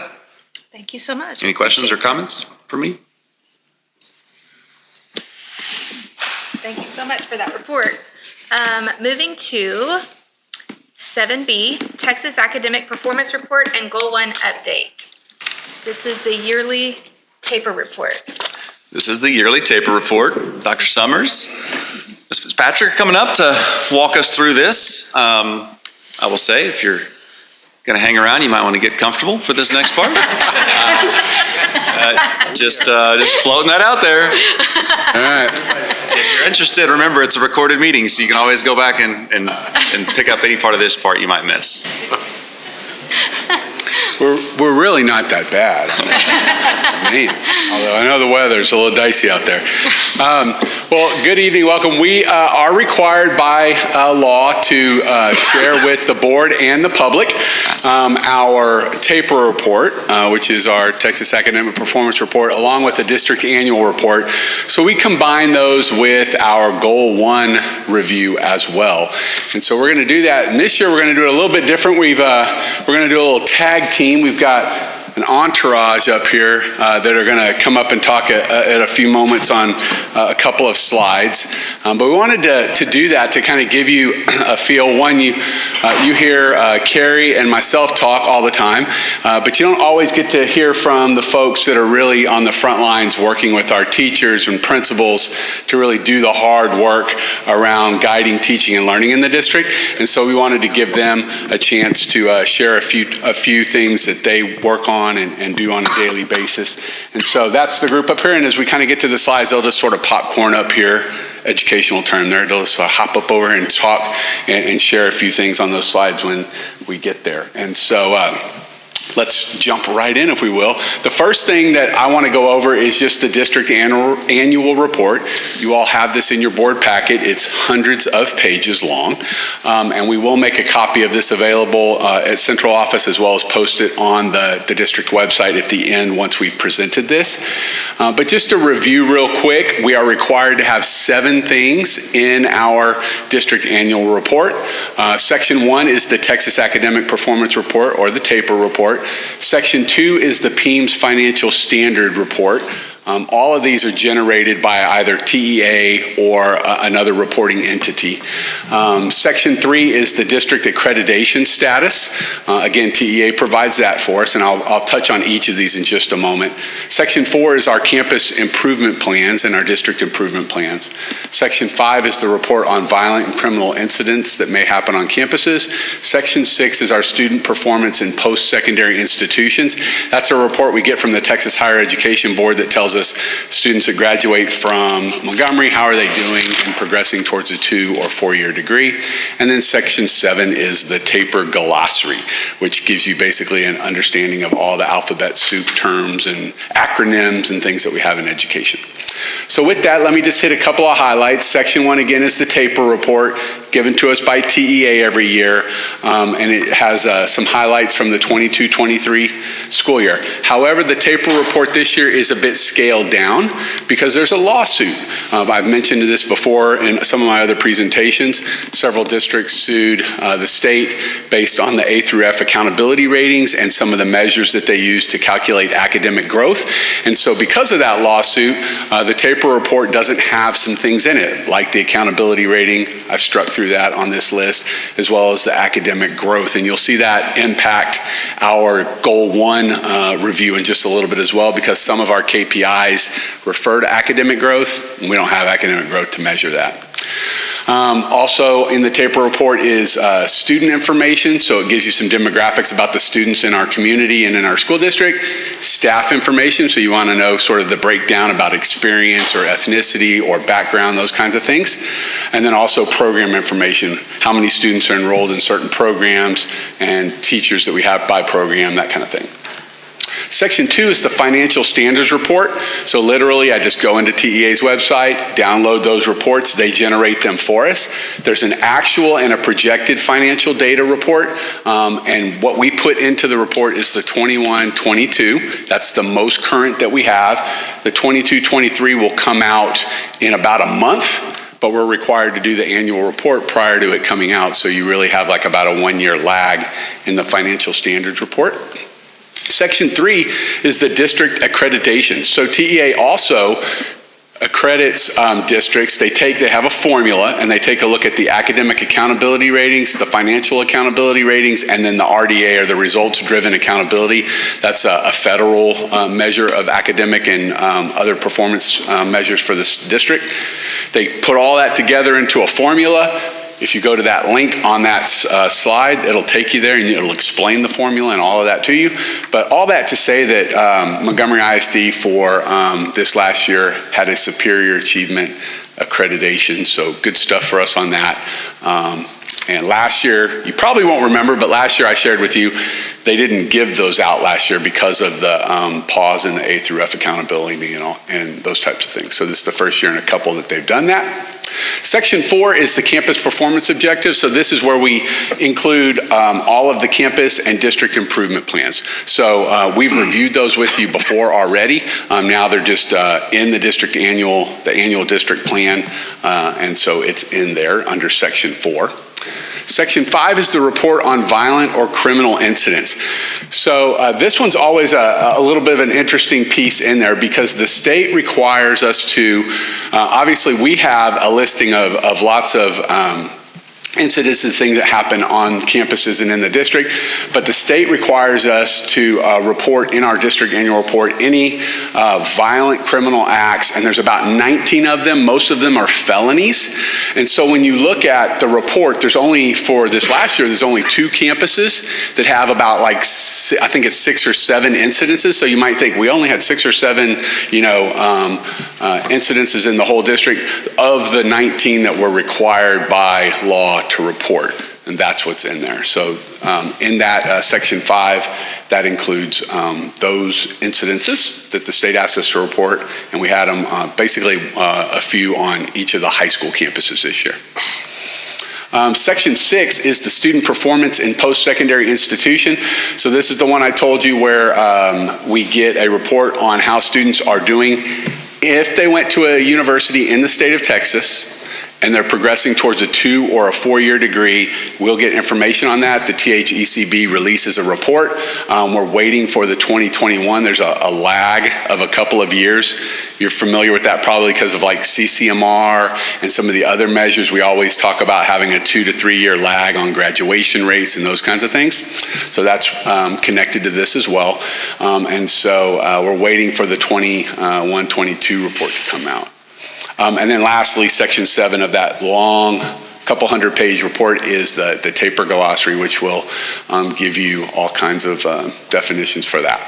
So this is just a review of what the district's annual report has in it. And as I mentioned, we can have paper copies available here at the district if a parent needs it or a community member would like that. They can also access it on our website. We'll update that after the board meeting.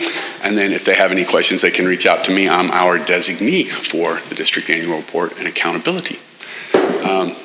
So with that, I'm going to kind of shift gears now, and we're going to talk a little bit about Goal 1 and sort of how are we doing as a district with our strategic plan in Goal 1. And I just want to kind of take a minute to remind you, this is all the folks that are here on the front lines for us. I don't have it in the order of this, so I'm just going to go down the line, introduce folks just so that we have a name and a face together. And so we have Amy Vance, who is our Director of CTE, Jen Ellis, our Advanced Academics and GT Coordinator.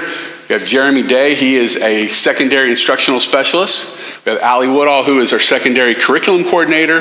Tiffany Neal, who is a Secondary Instructional Specialist. Jamie McAllister, our Elementary Curriculum Coordinator. And then Danette Key down there at the end, who is an Instructional Specialist at the elementary level, among other things. So those are all the folks, and they'll kind of pop up from time to time to give you a little bit of flavor on some of these slides. So with that, I'm going to turn it over to Carrie Fitzpatrick. Since we got that out of the way, now we get to talk all things teaching and learning as we review Goal 1 of our strategic plan. And just as a recap, teaching and learning, our team, our primary responsibility is Goal 1. It is to ensure excellent academic performance for all of our students. And to guide that work, we have 5 performance objectives. We want to ensure a year's growth for every child. We want to be sure that we're keeping track of performance gaps and making an effort to close those.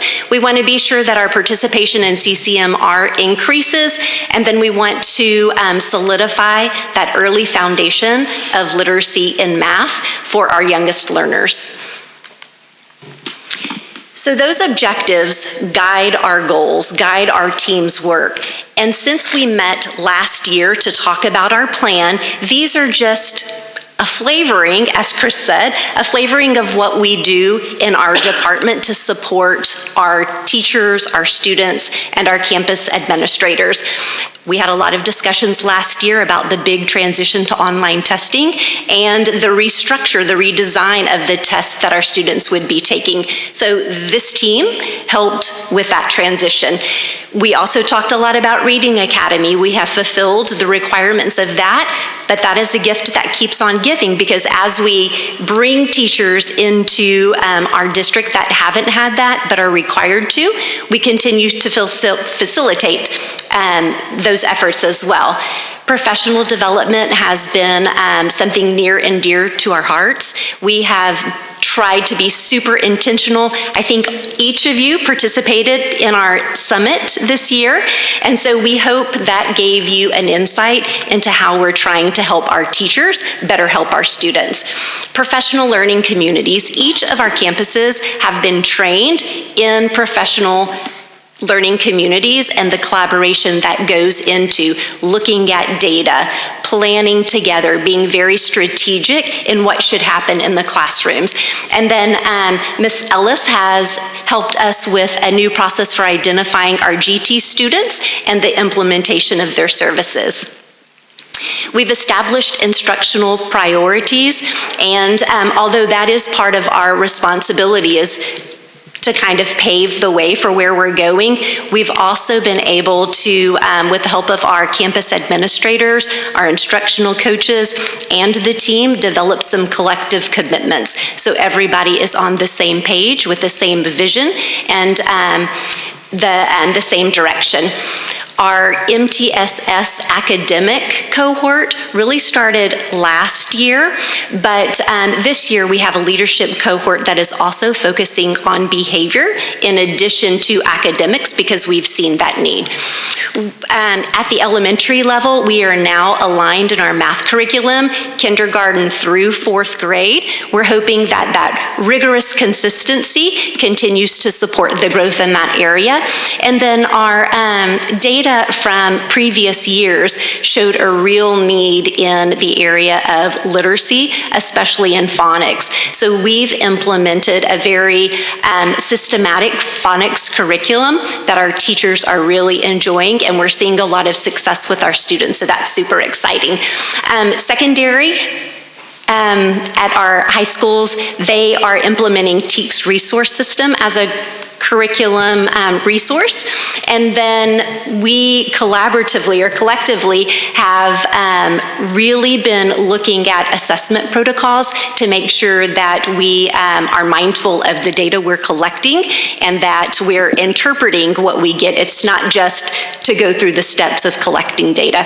So that helps us monitor our student learnings as well. Something that we started last year, but that has really kind of taken life this year is learning walks with our administrators.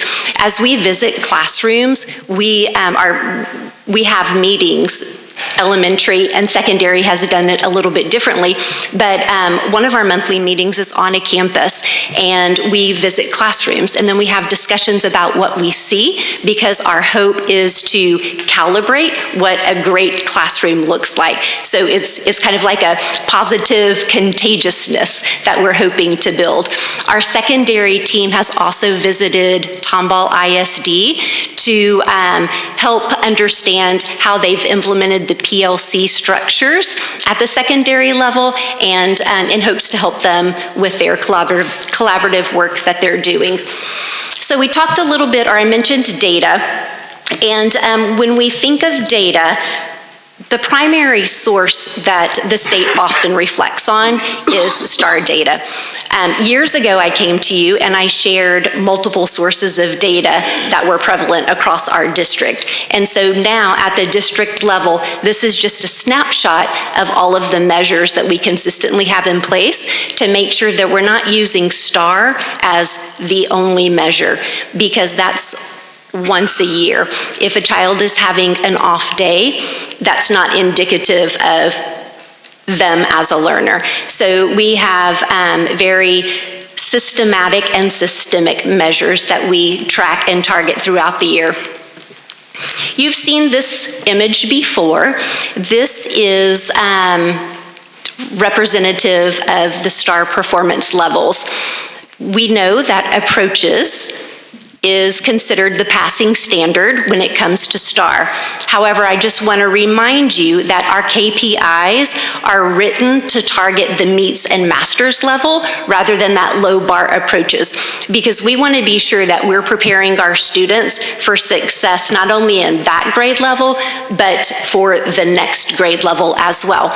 There was some anticipation about the transition and the redesign of STAR as we went into the end of last year. But I'm super excited to tell you that we continue to outperform the region and the state.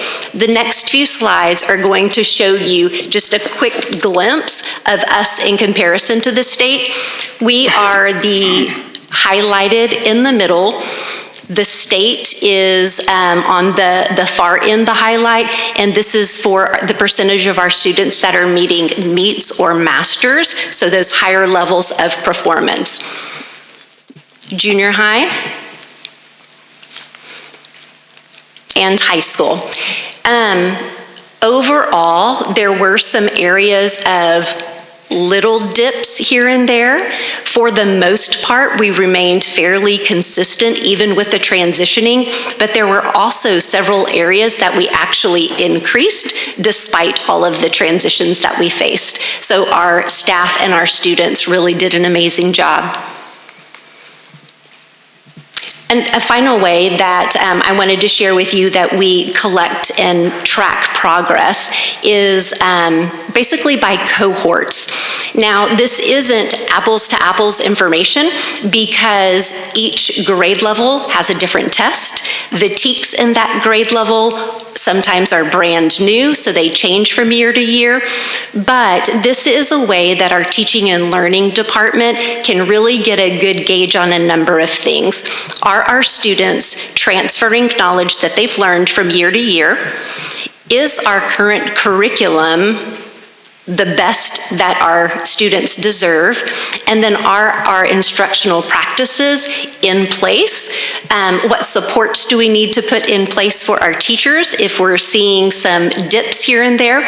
But this is just kind of a at-a-glance look of another way that we look at data.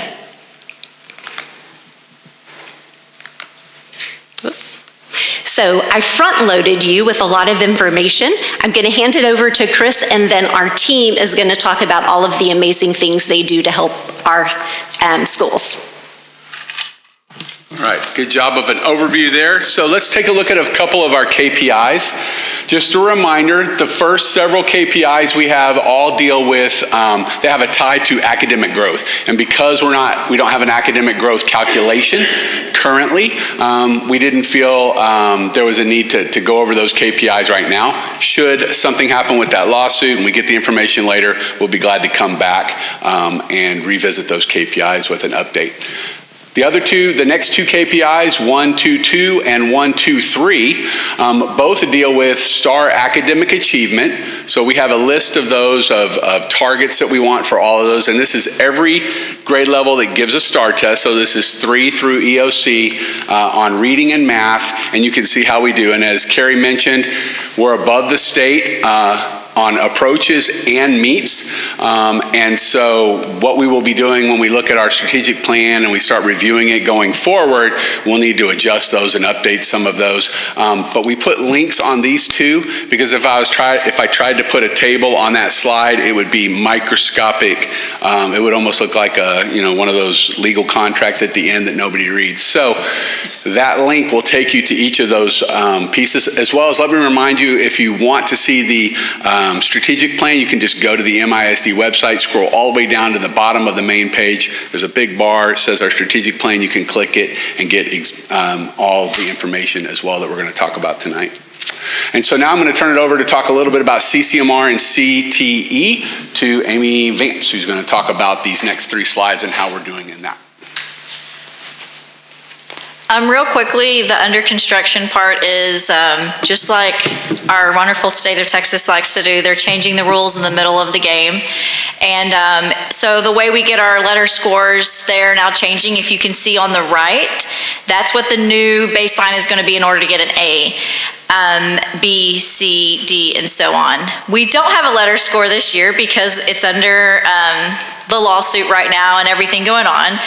But you can see where we're standing with our percentages, and we'll find out where we land on that. We don't have that yet for this year. As far as our CCMR score goes, if they're going to have the academic growth and different things added in that. But they definitely have changed the measures, and we have lots of goals in place in order to increase our points in several different areas. We've talked before, CCMR is multiple. It's college, career, and military readiness. So it's not just academic, it's CTE, and it has a lot of different indicators besides just academic points. So college readiness is scored on them taking college entrance exams in CCMR. And you can see that we don't really have that much growth in the last 2 years. When they came out with, and we were an A-rated district under the current standings, and so we were happy. Whenever we came out with our the new rules, we have put a lot of new ideas into place. We're currently testing all juniors for our TSI, which is a college entrance exam that places students, and it gives us CCMR points. We're still increasing our SAT and ACT scores, and we also get the college readiness through AP and dual credit courses as well, and we have lots of plans in place to increase that. So we should see the numbers on this going up, and once again, there is lagging data with all of our CCMR as well as the college readiness scores. IBC is the industry-based certification directly aligned to CTE, which you can't see. The 5% was the year I came in. I came in at the end of that year, and we immediately put plans in place as much as I could coming in the middle of the summer when a lot of the courses were already in existence. And each year we've continued to grow, and we finished out last year's graduates with 59% of all MISD seniors getting an industry-based certification, which the state average, I believe, is in the 20%. I don't want to say a certain amount. I'll know that next month on our actual presentation for CTE. And I'll give y'all lots more information on our CTE goals and how we choose to maintain and increase this score when we do our program report for CTE. Well, Ms. Turner, if you don't mind, Ms. Vance, you ought to be very proud of that.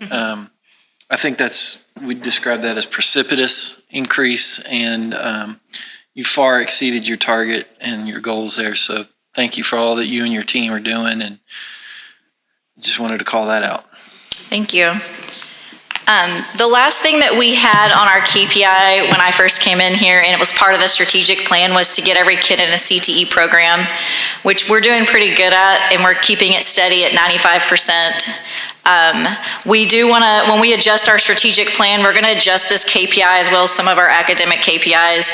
And I want to make this a lot more specific and challenging as far as getting kids completing pathways and that type of thing. So I feel like this is a very easy goal, and I want to make it much harder for us to strive to be premier in this area. So in the future, I want to make it more of the kids actually completing all of the CTE pathways and how many students we have as completers.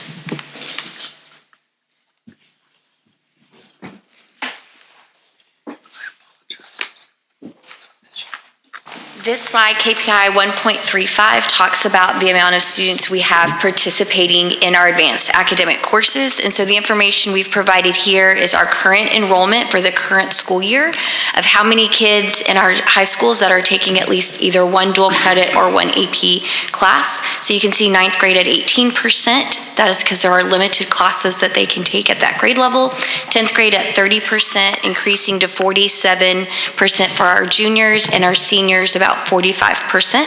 And as Ms. Vance stated, we do have plans in place to increase our enrollment in AP and dual credit classes.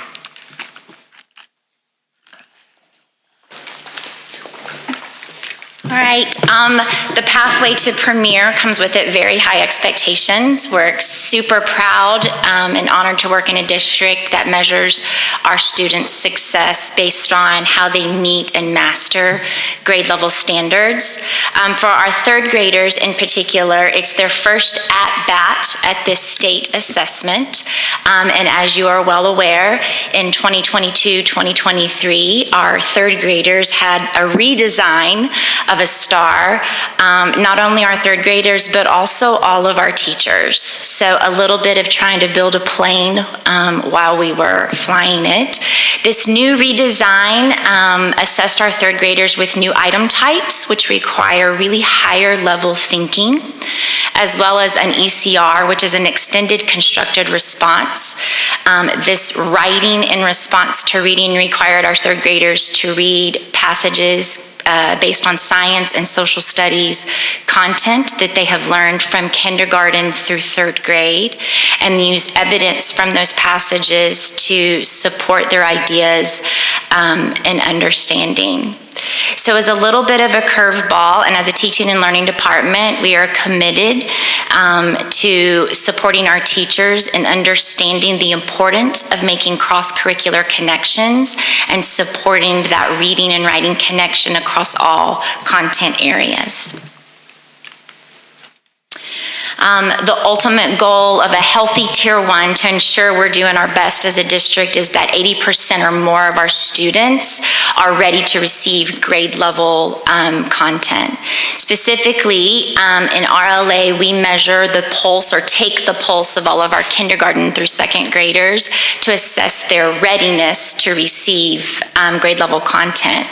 Specifically, we use DIBELS, which is a well-researched universal screening screener that assesses foundational language skills, such as their phonemic awareness, that's their ability to manipulate sounds, word decoding, their ability to take the sounds and apply them to the letters that represent them to decode words, and then of course building their word recognition skills, their fluency, and their comprehension.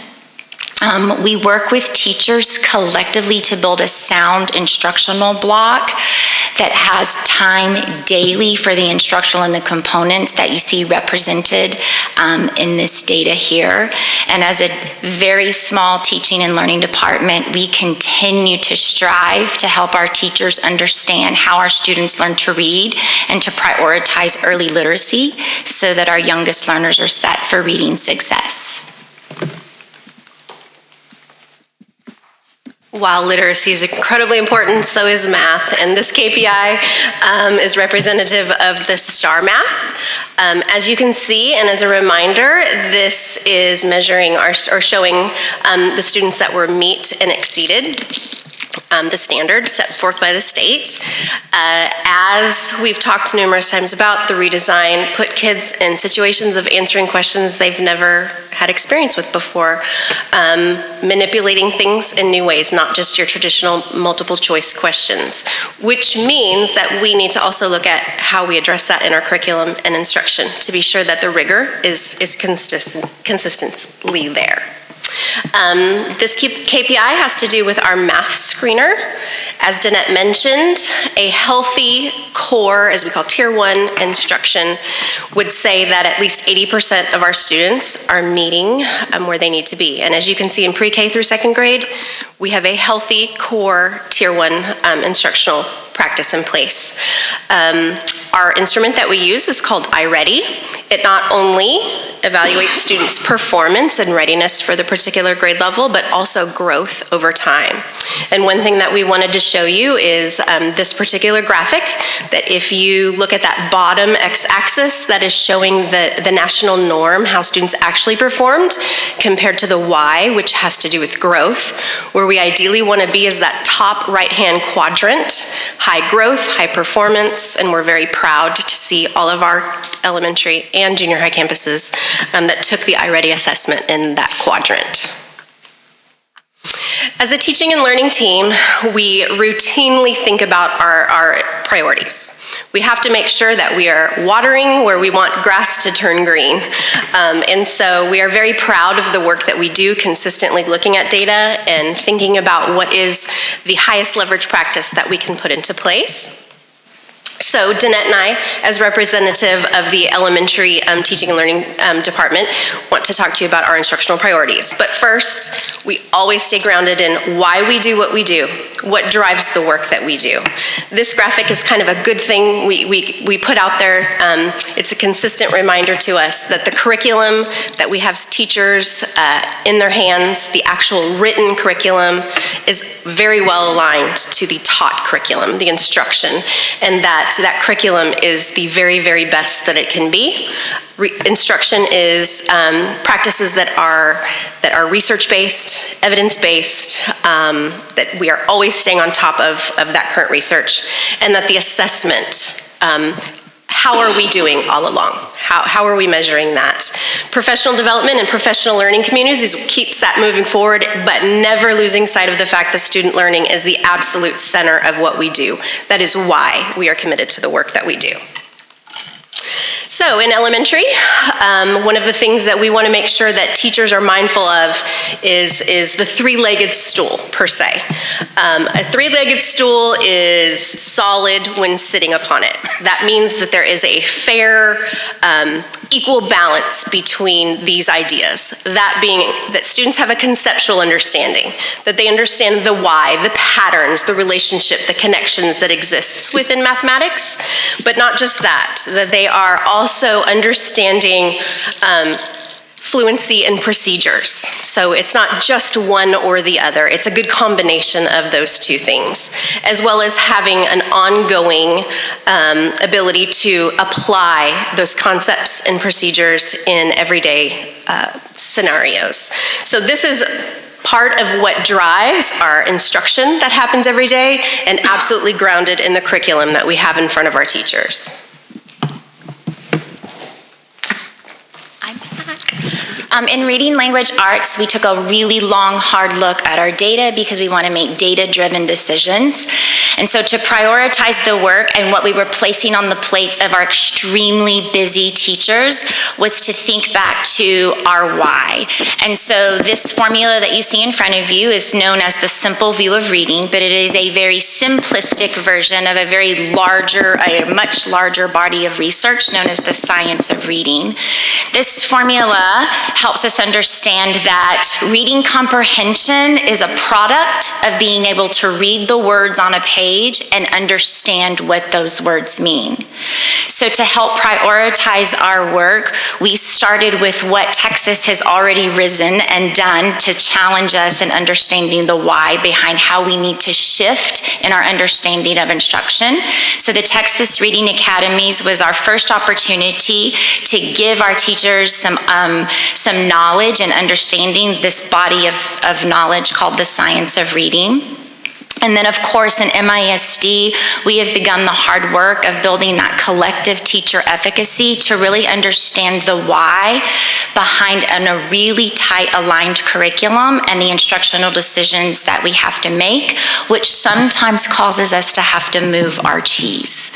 To prioritize word recognition based on our data, we understood that we needed an explicit and systematic phonics curriculum that was aligned, that allowed us to address the 3 skills that are needed in order to build word recognition. Additionally, we prioritized language comprehension because we don't want a product of 0, right? Anything times 0 is 0. By really focusing in this year on building background knowledge and vocabulary, because you can't understand what you can't make meaning from, and you have to have something there to connect to. And we are very fortunate that our RLA curriculum is aligned K-5 by topic. That means at any point in the year, you could walk from a kindergarten to a 5th grade classroom and hear the same conversations happening around topics such as technology, animal adaptations, inventions, and many more. And so because we keep a tight and aligned curriculum, we deepen their understanding, we deepen their background knowledge, and expand their vocabulary to support our end of the year goals. And then lastly, we prioritized our elementary instructional framework. This is the framework known as the gradual release of responsibility. This is a really important framework to us. Number one, it's grounded in years of research, and it's also aligned to many theories that highlight best instructional practices in the classroom. We introduced this model about 2 years ago as a need from a department to kind of streamline what we wanted our lessons to feel like for our teachers and for our students.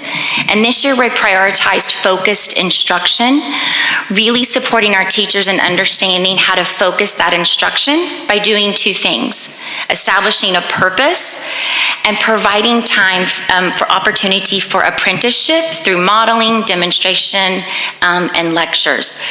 We've also helped our teachers understand that focus in the instruction and setting that learning target so that our students understand what they're learning and why they're learning it allows teachers to notice misconceptions. So we spent a lot of time diving into a little piece of the framework that has a huge impact, because the ultimate goal of school is learning. And every child should know what they're learning, why they are learning it, and then the impact that will have either now or in their future. Okay. Quick highlights of the implementation of the TEKS resource system that MISD has adopted this year. It is a TEKS-based curriculum. It is supported by 20 different ESCs from around the state. Actually, 83% of Texas school districts use the TEKS resource system. It allows our teachers to have a vertically aligned curriculum. They are all speaking the same common language with their IFDs, YAGs, and TCDs, which they know what that means. And it also is frequently updated. So what the TEKS resource system is allowing our teachers to do is to work on the same page and be vertically aligned grades 6 through 12. So it's been very helpful for our teachers so far this year, and we expect to see some really good results from it. I'm going to switch it. Our secondary instructional framework is Fundamental 5. You can see the 5 pieces of that framework there: framing the lesson, working in the power zone, writing critically, recognizing and reinforcing, and having frequent small group purposeful talk. The focus of those together is to set an intention for learning for students and to help them understand the why behind the learning that they're doing, as well as to provide them plenty of opportunities to apply the content and skills that they're learning in class and have opportunity for academic discourse, knowing that when all of those things are happening with high frequency and fidelity, students have a higher likelihood of seeing academic success. We know that at the secondary level, students explore deeper levels of content specialization and expanded academic vocabulary. We have a variety of core content and electives, and so Fundamental 5 is something that's flexible enough to apply to all of those grade levels and content areas regardless of their depth of rigor.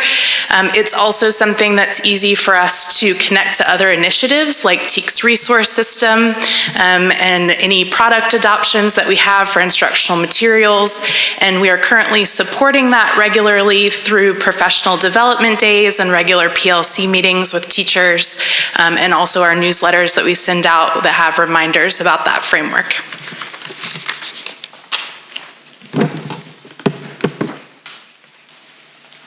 The last piece of the framework for secondary is the assessments.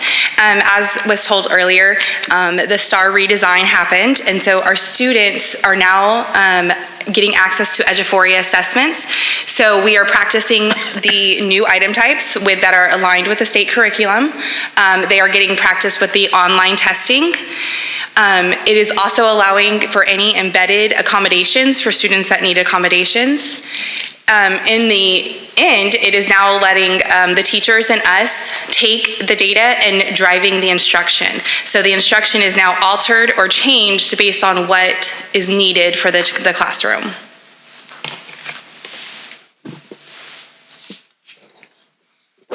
All right, we're on the home stretch now. I'm back up here. We wanted to just give you an idea of things on the horizon. First off, hopefully that was a bit of an encouragement to you to see just the great folks that we have in the teaching learning department. We're a small but mighty group, and we do really good work supporting teachers and students. On the horizon, here's a few things that we have going on. One, we're going to continue to work on improving teaching and learning. One of the big things coming up is our science standards are going to be updated and changed a little bit. So in 24-25, we're already starting the work of preparing the team that's going to help teachers with the shift to the new science standards. We're also going to be adopting some new science materials in the coming year, all aligned to the new TEKS that have been updated. Obviously, we continue to work on our professional development, a huge passion for us in the teaching and learning department, making sure whatever we do with teachers is applicable, is relevant, and really effective for them. I always like to talk when I do workshops and work with like our new teachers. I hope something that we do today in a workshop or a time that we do with you, you can leave and use it in your classroom the very next day. If we hear those kinds of things, then we know we're on the right track and we're doing good stuff. We're going to continue working on our gifted and talented services and programs, trying to enhance how we identify those students, and more importantly, how we provide good services and extension and opportunities for our students in those programs. That also goes for the advanced academics, and always looking how we can look at AP courses, pre-AP courses, dual credit, and those types of things. We're continuing to work on making sure our instructional materials are aligned, and then we are always working on that collaborative piece, the PLC process in the district. We really value teachers working together horizontally, but also as a department and a team. And then our MTSS process, which is that multi-tiered system of support. How do we support them academically and behaviorally? Then we're going to prepare for our new CTE center that opens in 25-26. We now know what it's going to cost, maximum. So now we're going to start working on getting everything squared away for that, increasing the course offerings that will allow us to really open that center and be really effective from day one. And then also growing our CCMR opportunities. That was a lot. I hope it was helpful to you, gave you a little glimpse of what we're working on in teaching and learning. Do y'all have any questions? No questions. I just would say again, y'all are an awesome group, and it was very great to see all the great work that y'all are doing. Well, we appreciate your time and patience. I know it was long, but proud of the work that we're doing and the teachers as well. Thanks for sharing. Thank you. All right. With that being said. I'd like to. Oh, yes. I'd like to have a short executive session. For a discussion. Well, I need to close this meeting right now. No, we can just break and go in it. Correct? No, it's not on the agenda for this meeting. So I need to go ahead and close this one out. Okay. All right, so the time is 8:10. At this time, this meeting is adjourned.